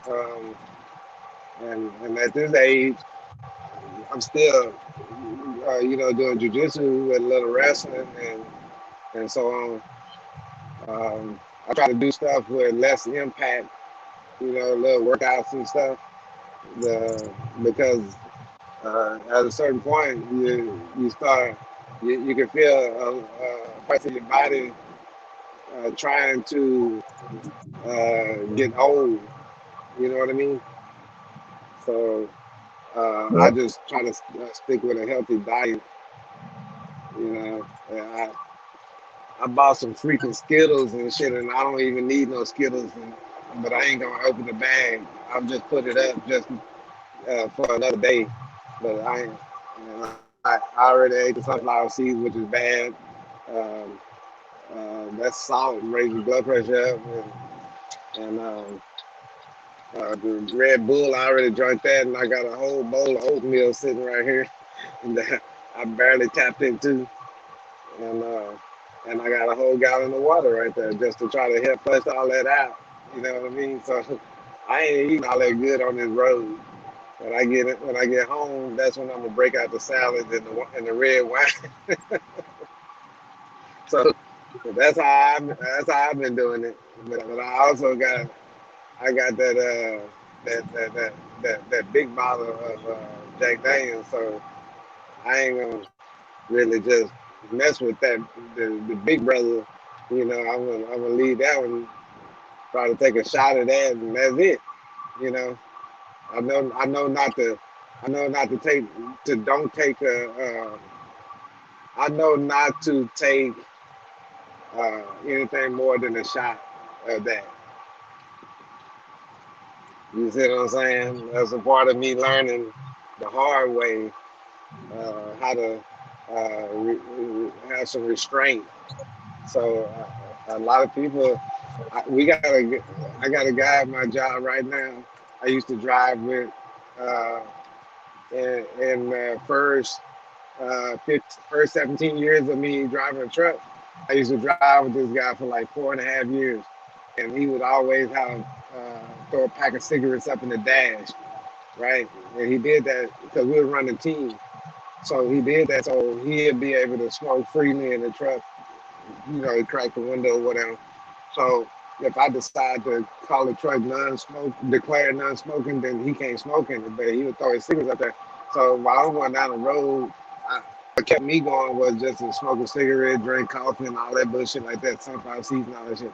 So one day I just started cutting it out, man. I just took the pack of cigarettes and threw them back there in the bunk with him and everything. But fast forward to now, he can't even talk because something wrong with his throat.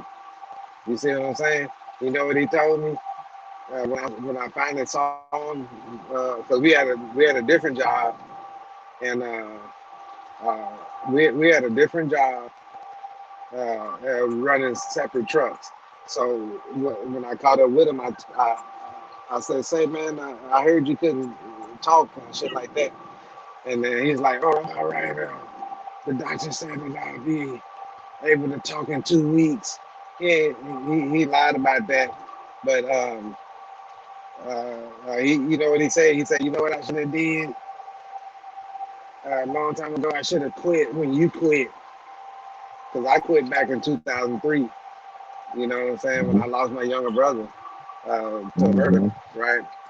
Because me and my younger brother was telling each other, we were hanging out in the street or whatever. I was still working and hanging out in the street. We told each other, man, we got to quit this shit right here. And what I did was I ended up quitting because I feel like, I was killing myself trying to get over get through the mourning of my younger brother, right? So I quit, just out of nowhere, and nobody didn't understand. There was a lot of people didn't even know I smoked cigarettes, but Uh-huh. a lot of That's people good. didn't know. Who is that? That's good. I said, that's good, man. Cigarettes ain't no joke, man. My father died from lung Yeah, cancer. I should have told you. That shit ain't no joke. yeah. 18 years away from that shit, and I've been putting myself through some rigorous training, um, doing jujitsu, wrestling, all that MMA stuff, and you don't clean it out your system, but you get back some of them years that you would have lost if you were still smoking and shit. Like oh boy, like I said, he lost his voice. I don't think he ever gonna get his voice back. And I'm a, I'm 50. I'm 50 years old in October, and this guy's like Right? 10 years older than I am. So he's 60 years old and don't have a voice. That's fucked up. You see what I'm saying? He's going around whispering like the Yin Yang twins and shit. And I told him, I said, That's that. I, yeah, I told him, I said, say, man, I told you to put that shit up. You could have quit when I quit. Cause I was like, man, even if I bought a pack of cigarettes, I throw them out the window. I said, whoever walking along the side of the road, gonna be like, God damn, it's a heaven. It's a or whatever cigarette god out there or something, Mm-hmm. But I said, just like the Skittles I just bought. I ain't open that Skittles. That shit gonna fuck up my teeth. You know, I know it, um, but it's just a habit. I might even throw them away or set them down somewhere. And somebody left a whole damn. Have you seen that before? You come Yeah, up on something that sitting there like somebody left it. Yeah. yeah. That'll be somebody like me. I've been and bought it and set it down somewhere because I know I don't eat it. Mm-hmm. I Yeah, try to put some miles between me and them Skittles. yeah. I hear you. Yeah, yeah, man. There's a lot of us not taking care.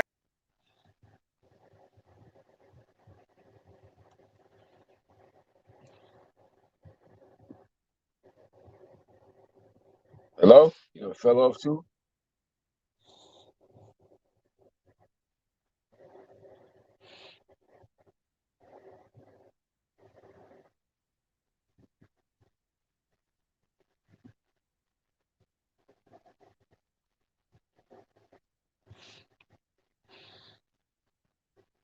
Well, it's just me left right now. Central, try to get back on.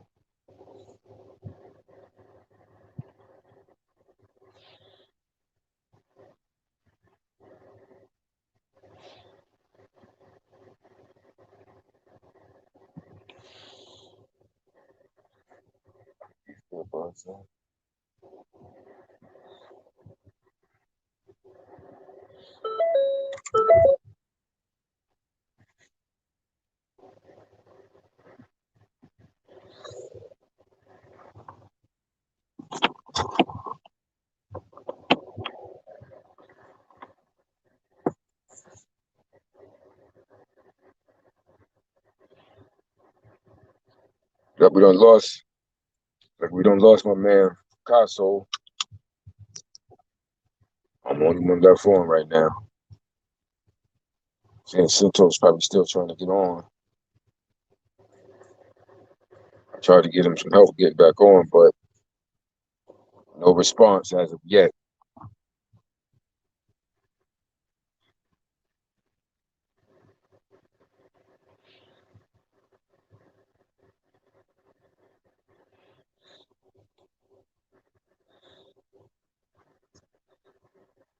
Try something. See if this work.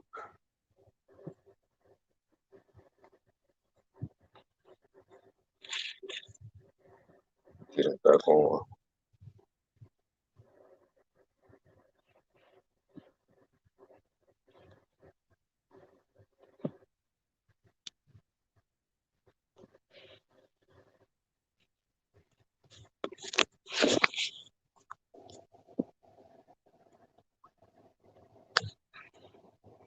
Yeah, I guess you got the turf from Santos.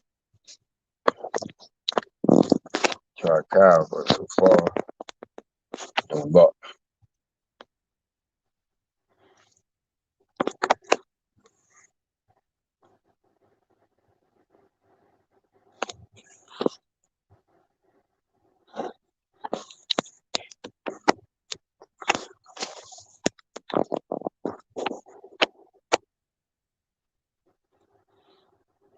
Hopefully, in a little bit, get through to either Cam or get them back on.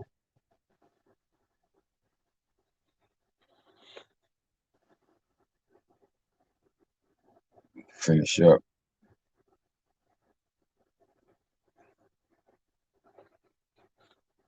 Conversation.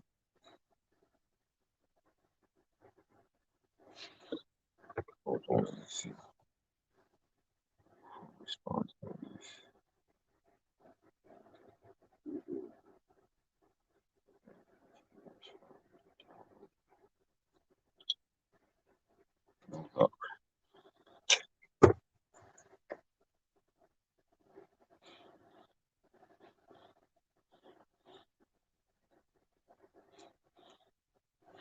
Hold on. Try this.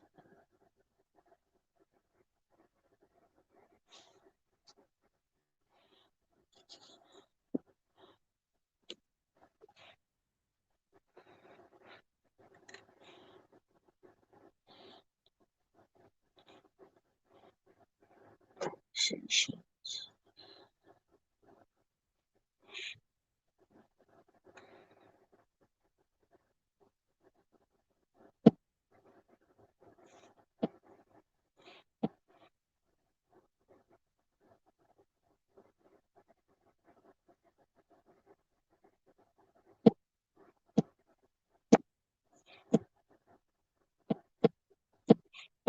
Let's see.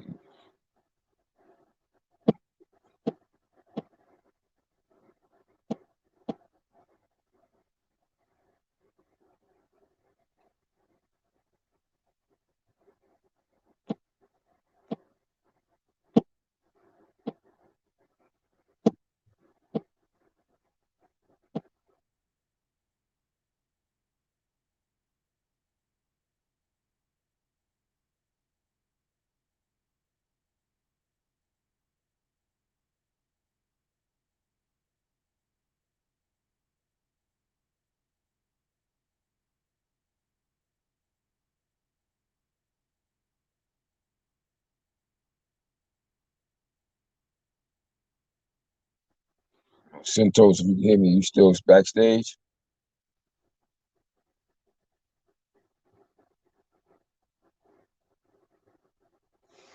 I guess I don't know. All right, Picasso said he here, so I guess he's backstage. I'm trying to get y'all back on now.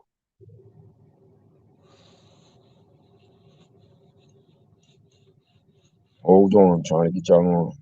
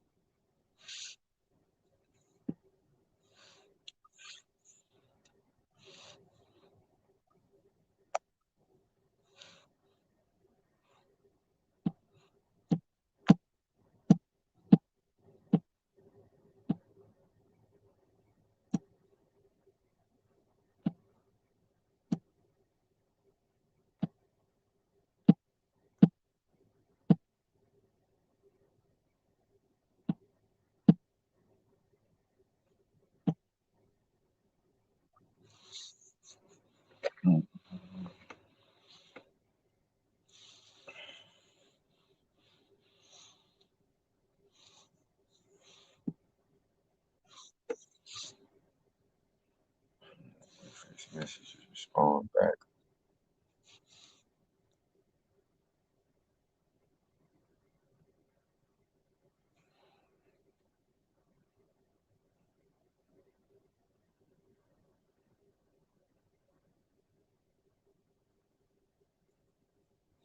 All right, go back to this chat and see what's going on.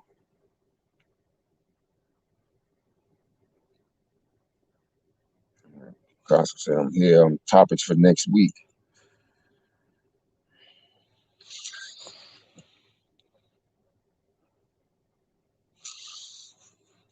Not sure.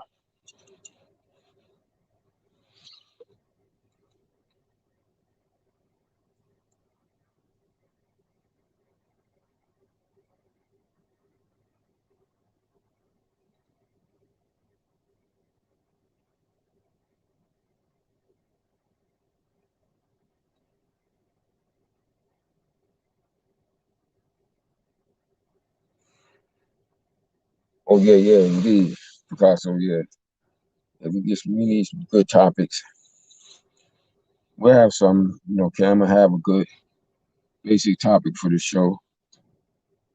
We go into something after.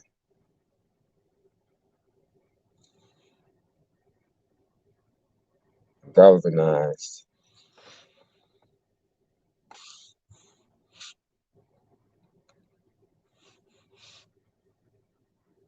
Yeah, I'm used to having my man Santos here at this time primarily, and lately Picasso.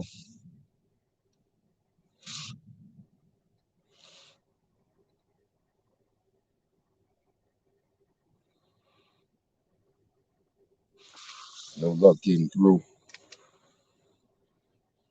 either one of them.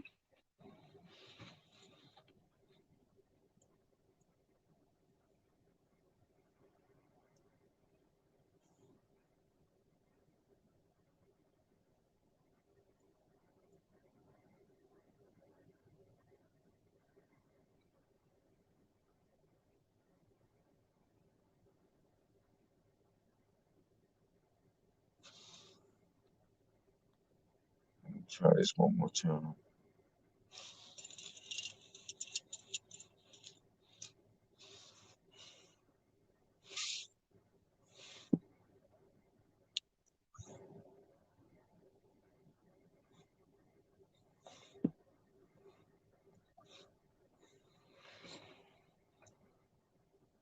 No luck, no luck.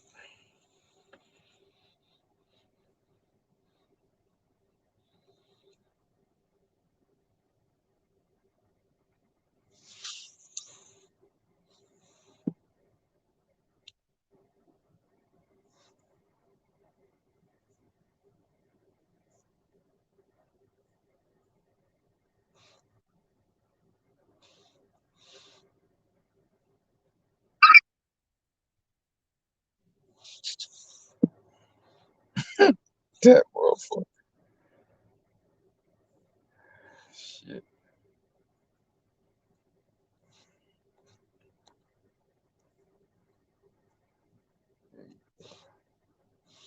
Okay.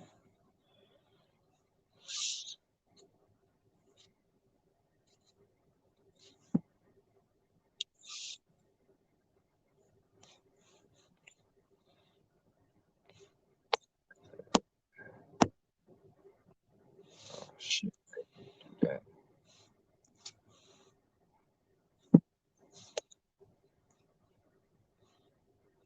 Let's see. Yeah. Wow. Going on.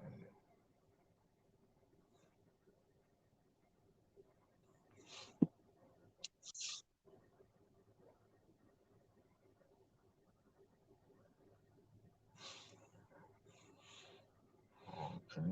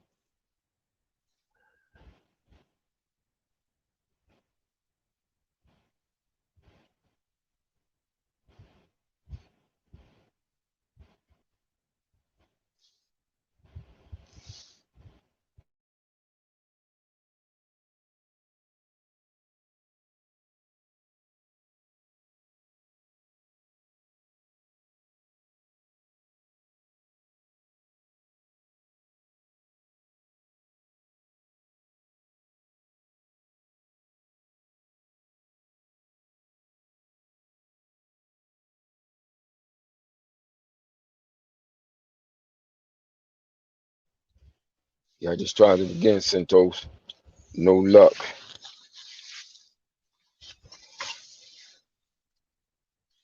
Keep something going.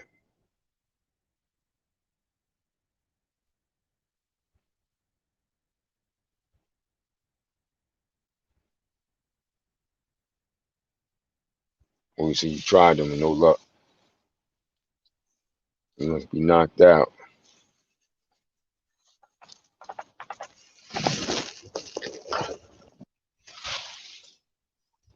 He said, Picasso said we should break down the system of boxing in terms of what? When you say the system of boxing, how the sport is run?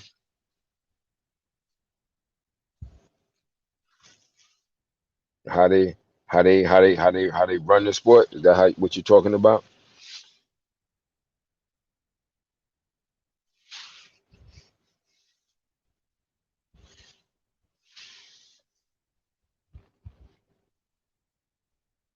Yeah, I tried to reach out to Cal, but no, I didn't get no response back. He's with the wifey, so you know what time it is. Yeah, I'm trying to get Santos back on.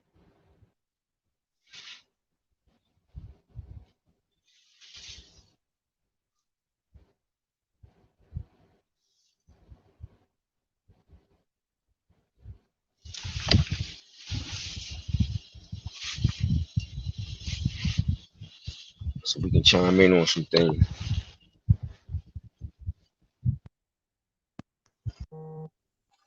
Oh shit. Hold on, I'm getting a call. Hold on a second.